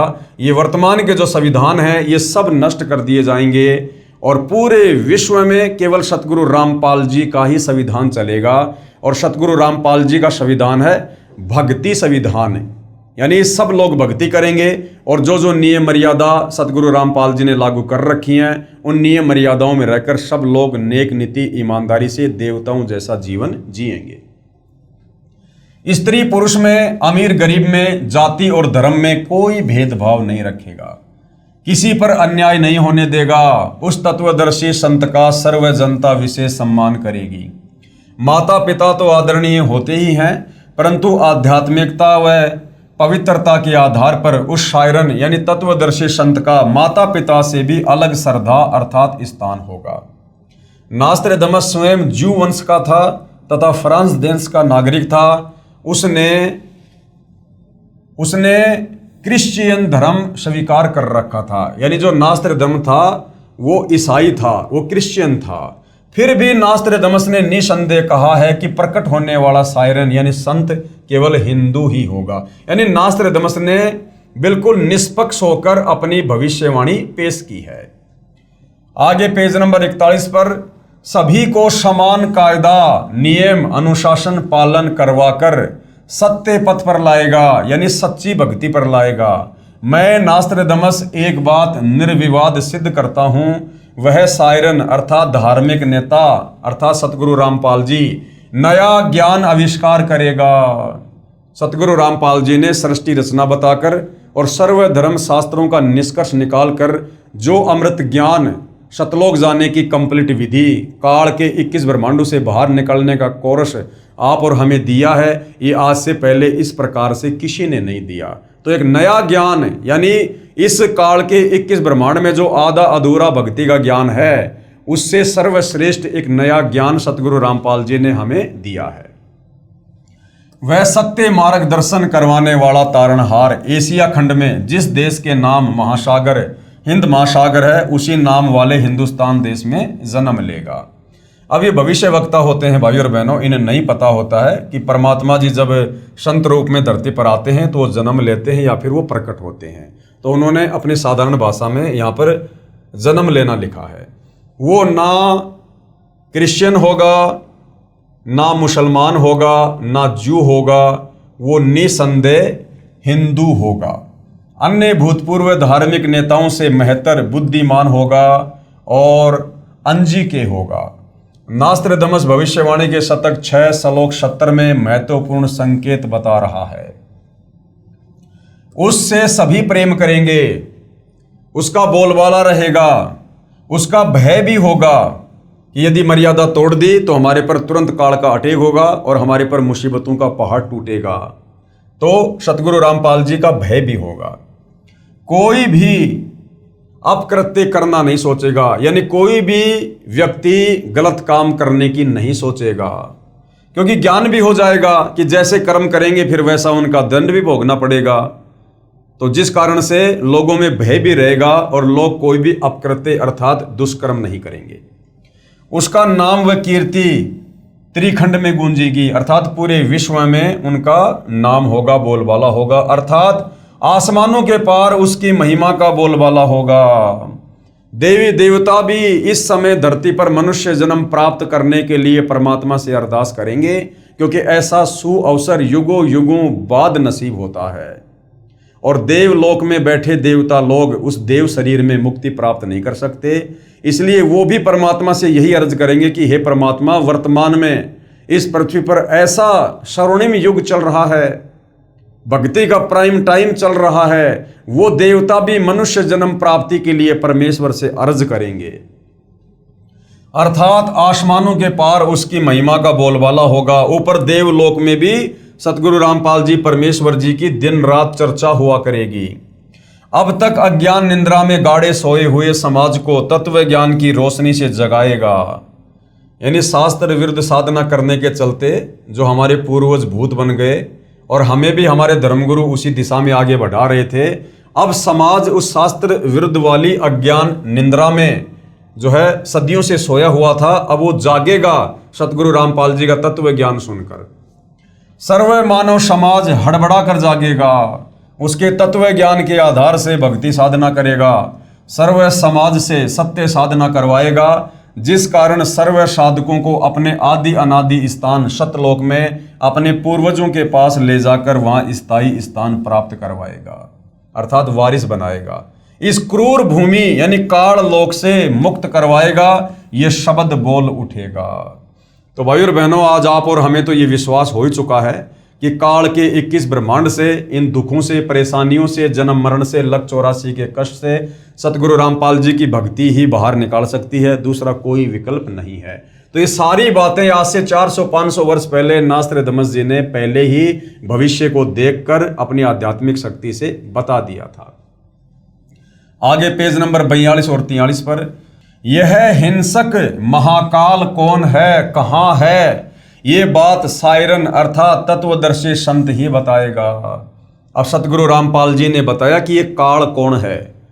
आज से पहले तो लोगों को यह भी नहीं पता था कि ब्रह्मा जी के माता पिता कौन हैं, श्री ब्रह्मा विष्णु महेश के माता पिता कौन हैं, दुर्गा का पति कौन है। हम दुर्गा को माता कहकर बुलाते हैं, नवरात्रे करते हैं, शेरा वाली माता, दुर्गा माता, लेकिन आज तक किसी को यह नहीं पता था कि उसका पति कौन है। बिना पति की वो माता कैसे होगी, 16 श्रृंगार क्यों करती है, मांग में सिंदूर क्यों भरती है।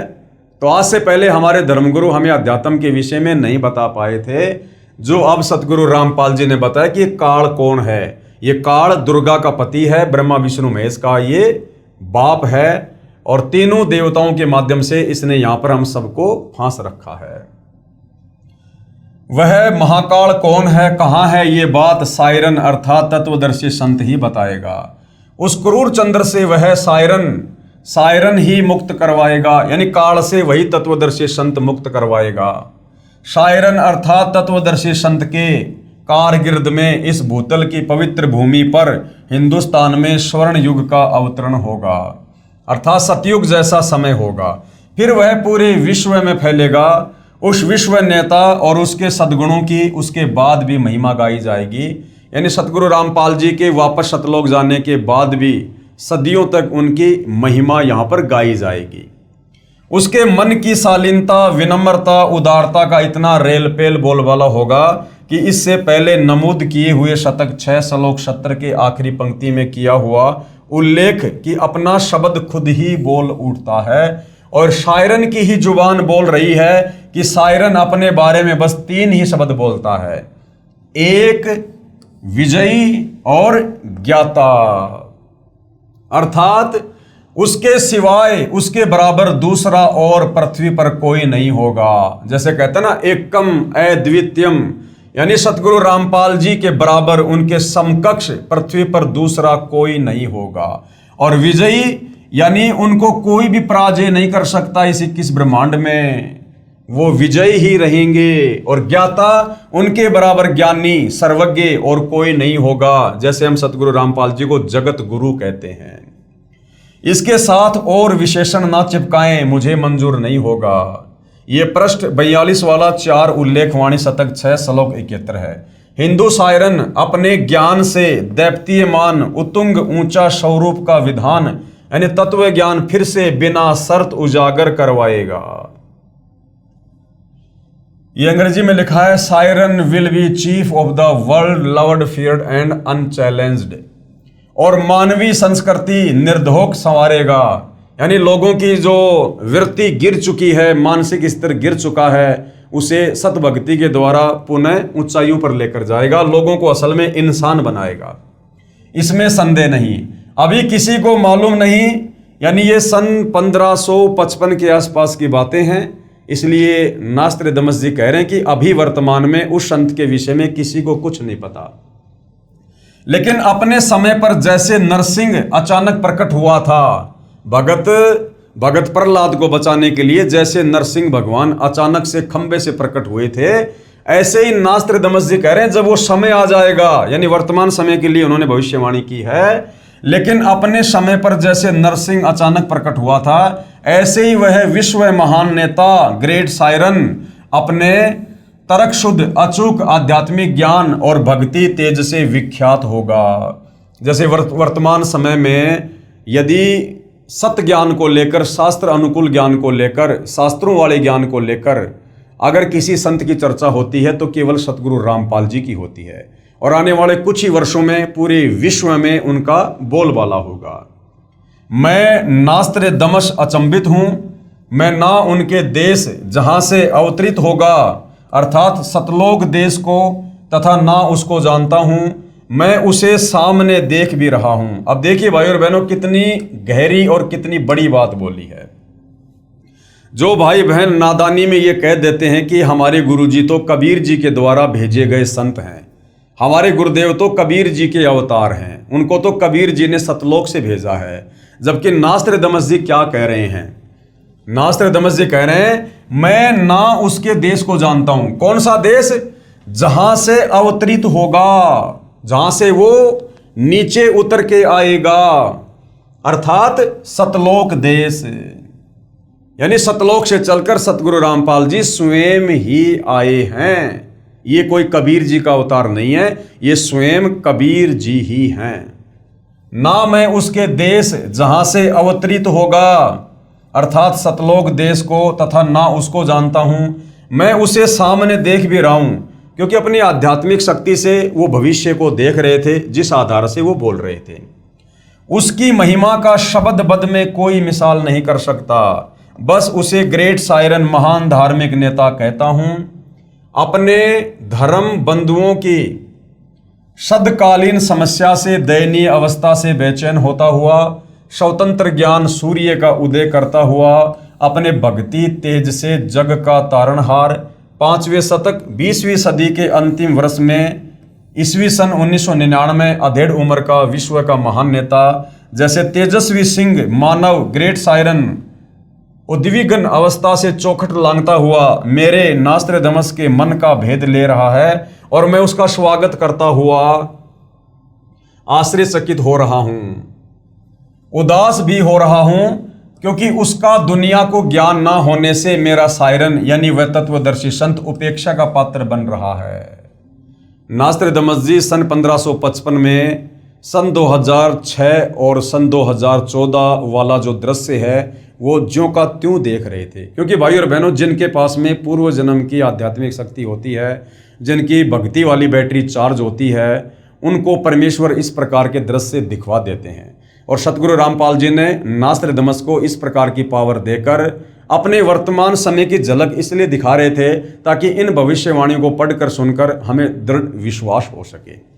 तो नास्त्रदमस जी वर्तमान समय को देख रहे थे कि भाई 2006 में एक कांड होगा, फिर 2014 में कांड होगा, और जो धार्मिक नेता है, जो संत है, वो दुनिया में उपेक्षा का पात्र बनेगा, अर्थात दुनिया उनकी निंदा करेगी, अनजाने में, नादानी में, उनको ना जानकर, उनके ज्ञान को ना सुनकर। मेरा सायरन अर्थात तत्वदर्शी संत उपेक्षा का पात्र बन रहा है। मेरी यानी नास्त्रदमस की चित्त भेदक भविष्यवाणी की और उस वैश्विक सिंह मानव की उपेक्षा ना करें। नास्त्रदमस जी कह रहे हैं उस महान तत्वदर्शी संत की कोई उपेक्षा ना करे, उसके विषय में कोई अपशब्द ना कहे, निंदा ना करे। उसके प्रकट होने पर तथा उसके तेजस्वी तत्व ज्ञान रूपी सूर्य उदय होने से आदर्शवादी श्रेष्ठ व्यक्तियों का पुनरुत्थान तथा स्वर्ण युग का प्रभात शतक 6 में आज ईस्वी सन 1555 से 450 वर्ष बाद अर्थात 2006 में 1555 प्लस 450 वर्ष अर्थात 2005 के पश्चात अर्थात 2006 में शुरुआत होगी। अर्थात 2006 में क्रोथा कांड हुआ था और सतगुरु रामपाल जी जो है एक प्रकार से निंदा के पात्र हुए उन्हें नादान लोगों के द्वारा। इस कृतार्थ शुरुआत का मैं नास्त्रदमस दृष्टा हो रहा हूं, यानी उस समय वो अपनी आंखों से देख रहा था। Page number 44, 45, 46। नास्त्रदमस शतक 1 श्लोक 50 में फिर प्रमाणित कर रहा है कि 3 ओर से सागर से घिरे द्वीप हिंदुस्तान देश में उस महान संत का जन्म होगा। उस समय तत्व ज्ञान के अभाव से अज्ञान अंधेरा होगा, नैतिकता का पतन होकर हाहाकार मचा होगा।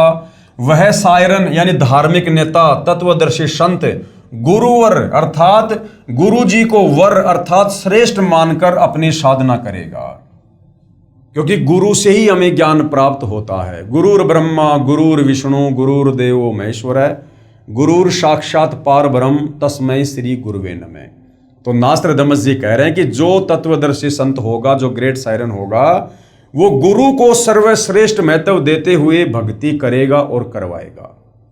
तो आज भाइयों और बहनों, सतगुरु के विषय में हमें परमेश्वर की वाणियां सुनने को मिलती है कि 7 दीप नौखंड में गुरु से बड़ा ना कोई, करता करे ना कर सके, सतगुरु करे सो होई। गुरु गोविंद दोनों खड़े किसके लागू पाए, बलिहारी गुरु आपना जिन गोविंद दिया बताए। क्योंकि कबीर परमात्मा स्वयं धरती पर प्रकट होकर गुरु की भूमिका करते हैं, इसलिए वह धार्मिक नेता, वह तत्वदर्शी संत गुरु को सर्वश्रेष्ठ साबित करके भक्ति करवाएगा। वह धार्मिक नेता, तत्वदर्शी संत अपने धर्म बल अर्थात भक्ति की शक्ति से तथा तत्व ज्ञान द्वारा सभी राष्ट्रों को नतमस्तक करेगा। आने वाले समय में दुनिया के कुछ देश मिलकर जो भारत देश पर आक्रमण करेंगे, उन सबको मुंह की खानी पड़ेगी सतगुरु रामपाल जी की शक्ति के आगे।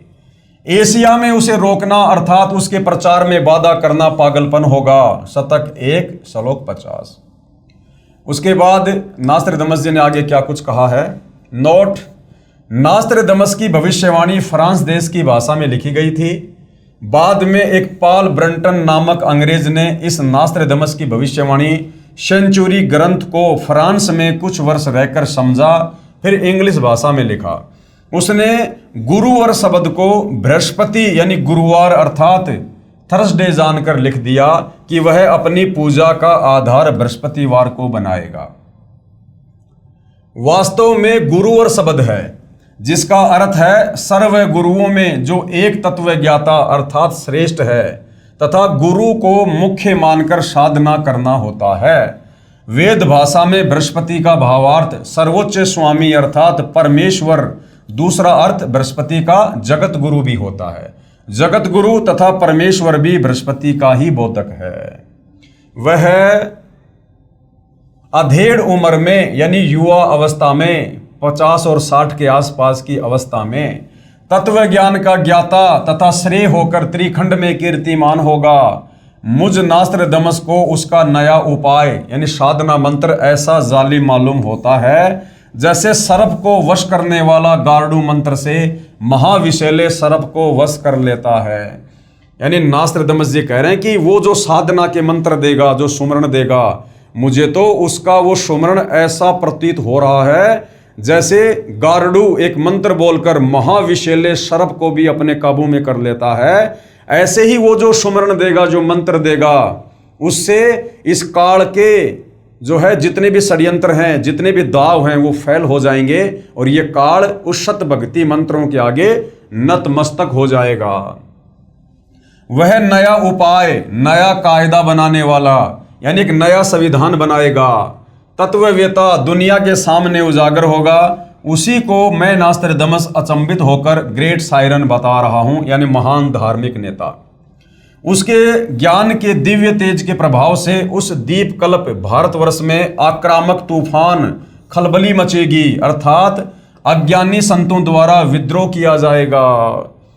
अब भाइयों और बहनों, सतगुरु रामपाल जी अभी 10 अप्रैल 2026 को 11 साल बाद जो हिसार जेल से बाहर आए हैं, तो सतगुरु रामपाल जी ने आते ही कहा है कि बच्चों अभी तीसरा झटका आना और बाकी है और वो तीसरा झटका ये काल सहन नहीं कर पाएगा।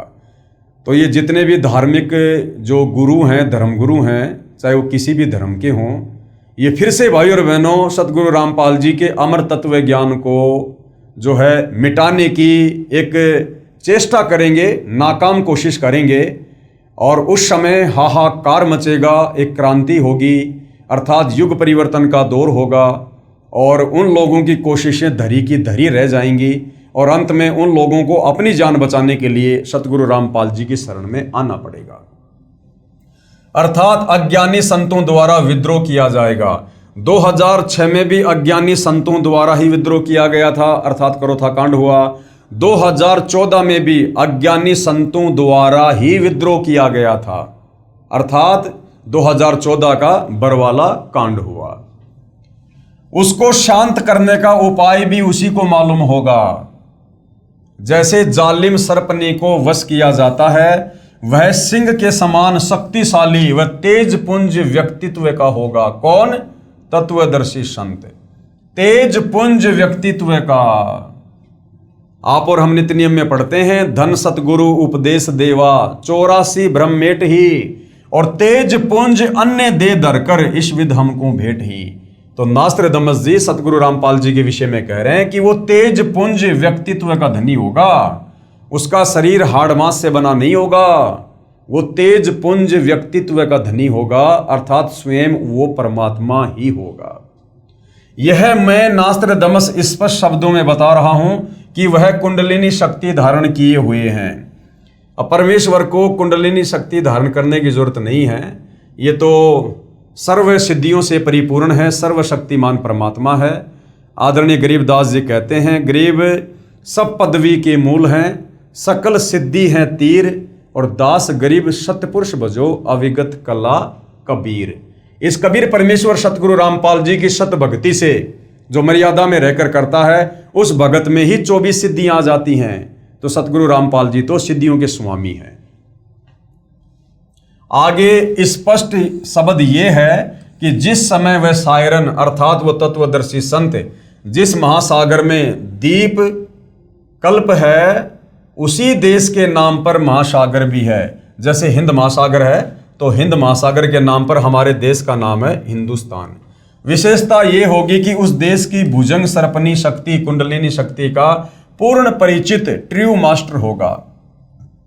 वह सायरन अर्थात महान धार्मिक नेता, उदार मत वाला, कृपालु, दयालु, दैप्तीयमान, सनातन साम्राज्य अधिकारी, आदि पुरुष, सत्य पुरुष का अनुयायी होगा।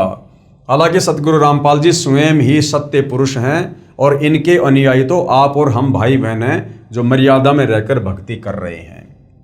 उसकी सत्ता सार्वभौम होगी, यानी हर देश में उनका शासन होगा। उसकी महिमा, उपाय, गुरु श्रद्धा, गुरु भक्ति अर्थात गुरु बिना कोई साधना सफल नहीं होती, इस सिद्धांत को दृढ़ करेगा। तत्व ज्ञान का सत्संग करके प्रथम अज्ञान निंद्रा में सोए अपने धर्म बंधुओं यानी हिंदुओं को जागृत करके अंधविश्वास के आधार पर साधना कर रहे श्रद्धालुओं को शास्त्र विधि रहित साधना का बुर्का फाड़कर गूढ़ गहरे ज्ञान अर्थात तत्व ज्ञान का प्रकाश करेगा।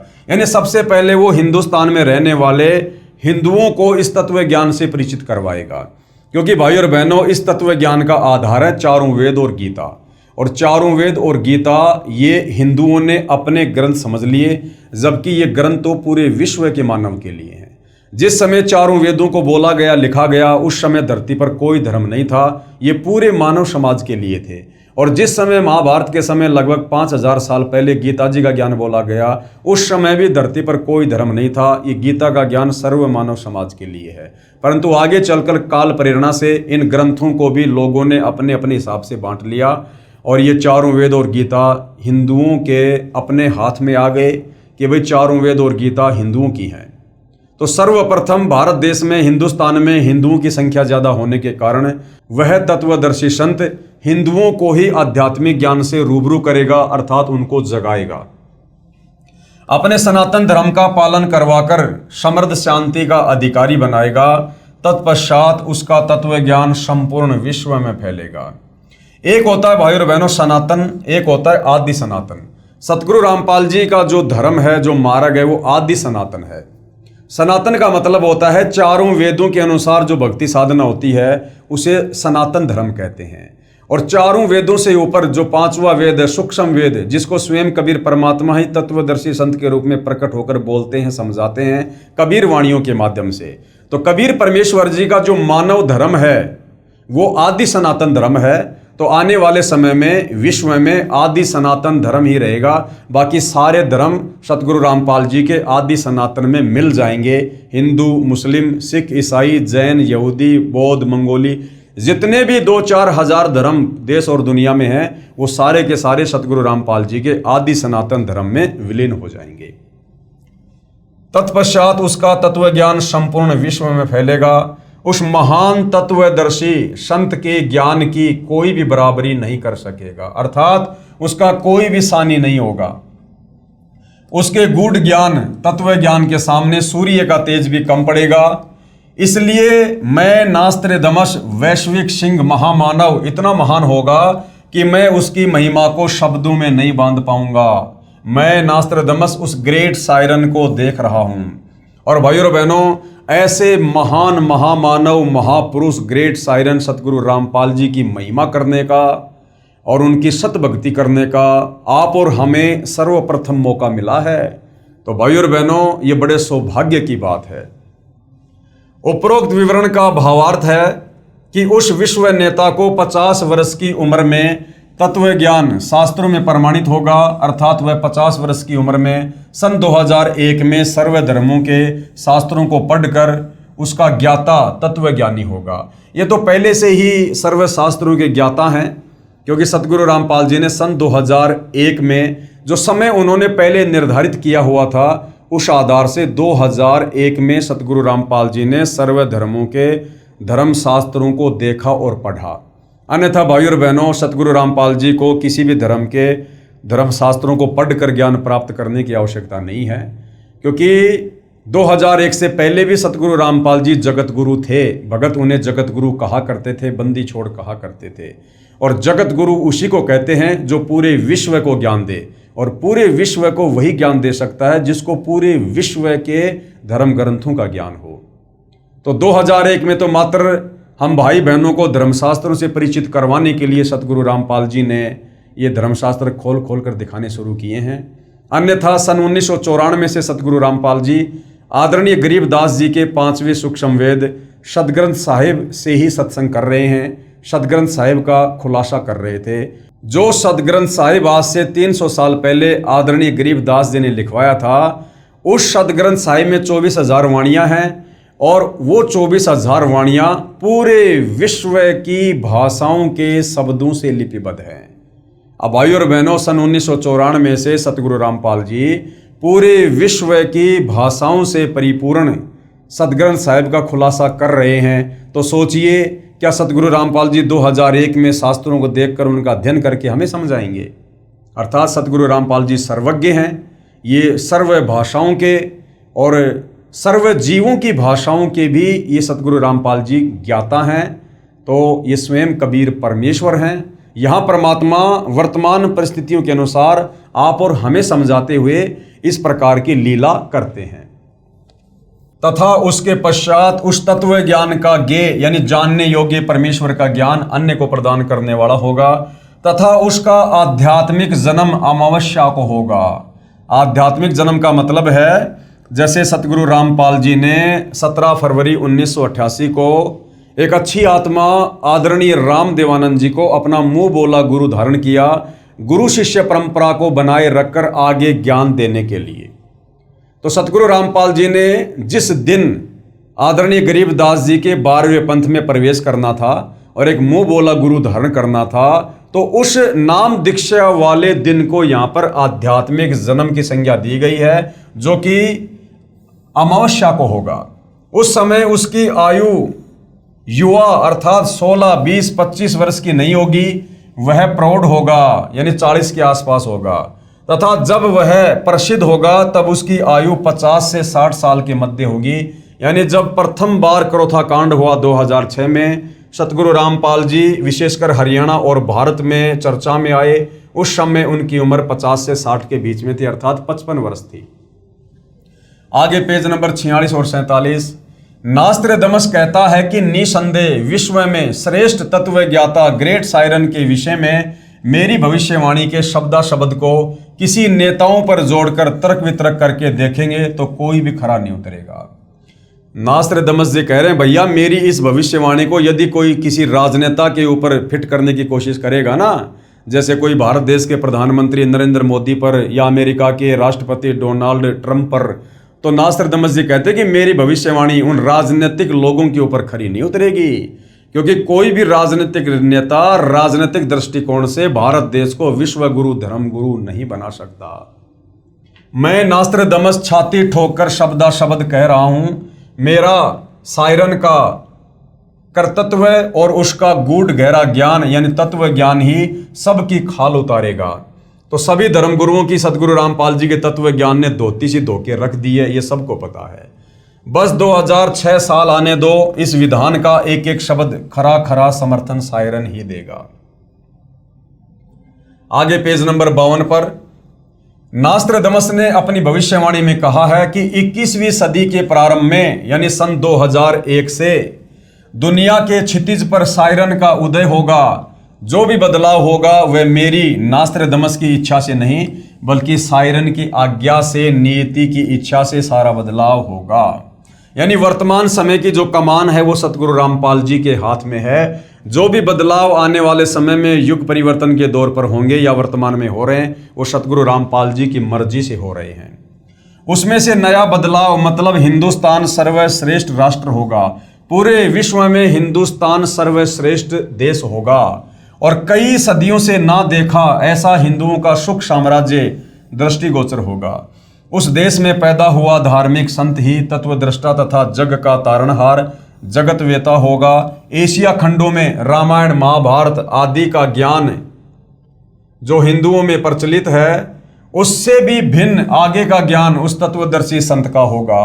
यानी जो ज्ञान हमारे चारों वेदों में और गीता जी में नहीं है वो तत्व ज्ञान, वो 5वें वेद सूक्ष्म वेद का ज्ञान सतगुरु रामपाल जी ने आज भगत समाज को दिया है।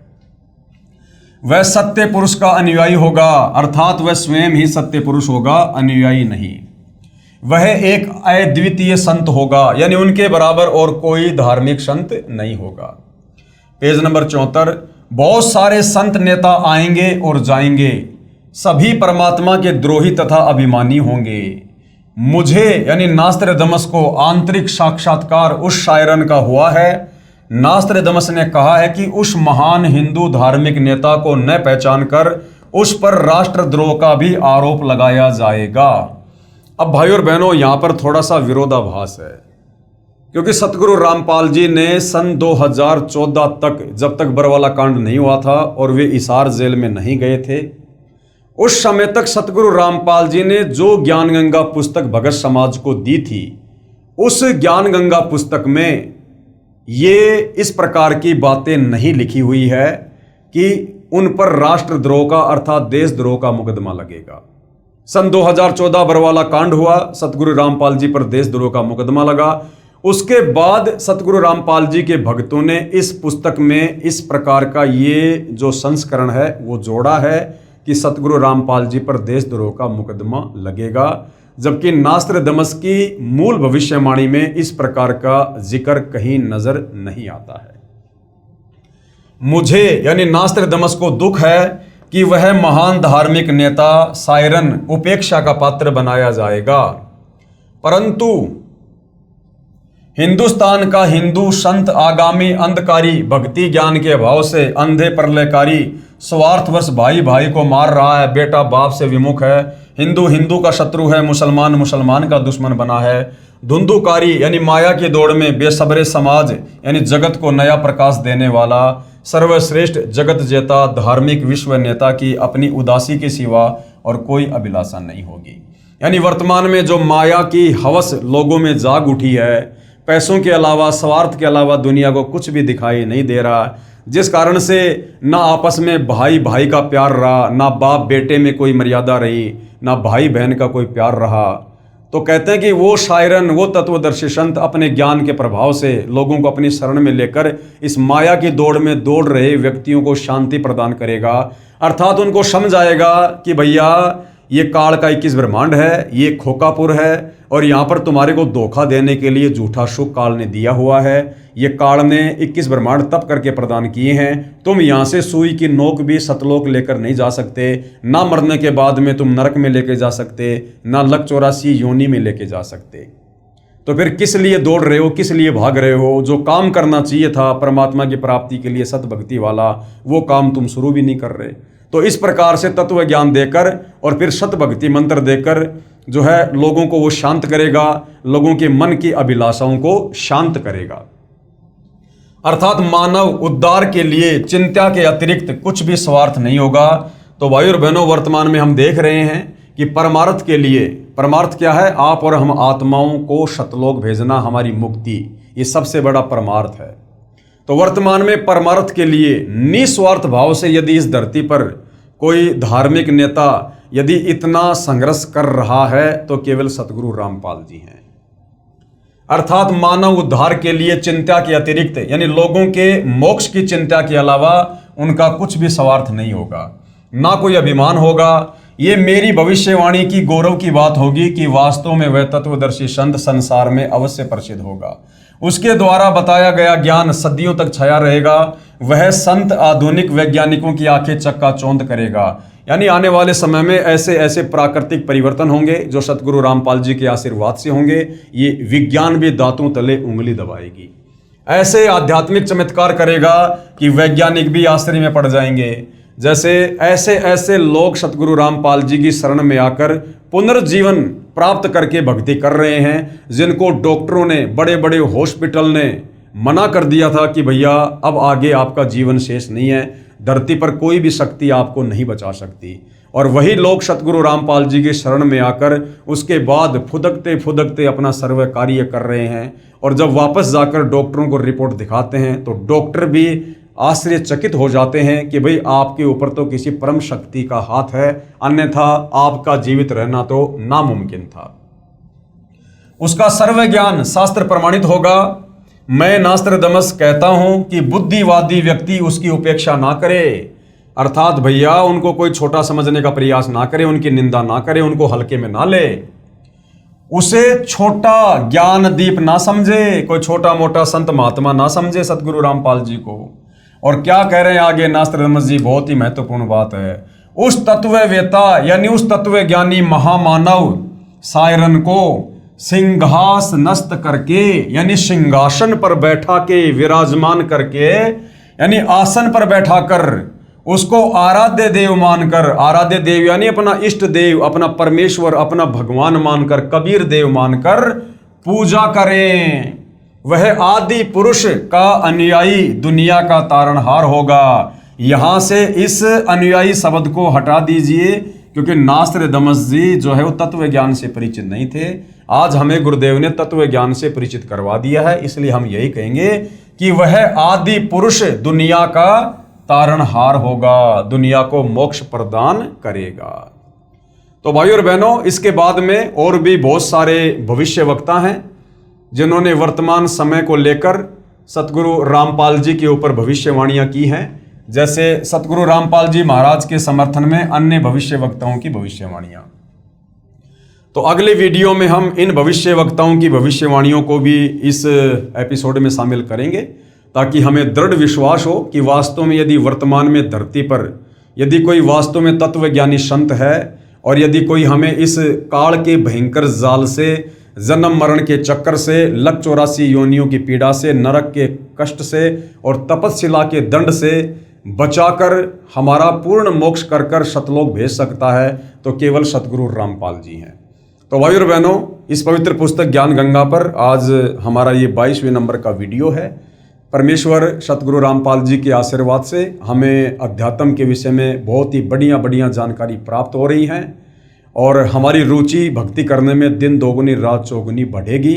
और अन्य भाई बहन जो अभी सतगुरु रामपाल जी से दूर हैं, अर्थात उनके सत्संग नहीं सुन रहे हैं, और आने वाले समय में क्या क्या घटनाएं विश्व में घटित होने वाली हैं जो अपरिचित हैं, तो उन भाई बहनों से हम प्रार्थना कर सकते हैं कि भाई समय रहते जाग जाओ, होश में आ जाओ, सतगुरु रामपाल जी के यूट्यूब पर सत्संग सुनकर उनके ज्ञान को समझकर उनकी शरण ग्रहण कर लो। आने वाले समय में आप भी बचोगे, आपके परिवार का भी बचाव होगा। अन्यथा भाई और बहनों, ये युग परिवर्तन का दौर है और भयंकर रूप से जनहानि होगी, धन हानि होगी, त्राहिमाम मचेगा। कहीं प्राकृतिक आपदाएं होंगी तो कहीं मानव निर्मित आपदाएं होंगी, जैसे कि युद्ध, महायुद्ध, गृह युद्ध, परमाणु युद्ध आदि आदि। तो उस समय धरती पर आपको कोई भी देवी देवता, आपका कोई भी इष्ट देव, आपका कोई भी धन दौलत, आपका कोई भी रिश्तेदार, कोई भी नेता आपको नहीं बचा पाएगा। यदि बचोगे तो अपने पूर्व जन्म की भक्ति से, और यदि पूर्व जन्म की भक्ति नहीं है तो फिर वर्तमान में सतगुरु रामपाल जी के आशीर्वाद से। और सतगुरु रामपाल जी का आशीर्वाद मिलेगा उनके ज्ञान को समझकर, उनसे उपदेश लेकर भक्ति करने से। तो भाइयों और बहनों, आज के इस वीडियो में केवल इतना ही। पूज्य गुरुदेव भगवान हम सभी को आज्ञा दें, आशीर्वाद दें, सद्बुद्धि दें, मार्गदर्शन करें, हमें भ्रमने भटकने से बचाएं। बंदी छोड़ सतगुरु रामपाल जी परमेश्वर जी की जय हो।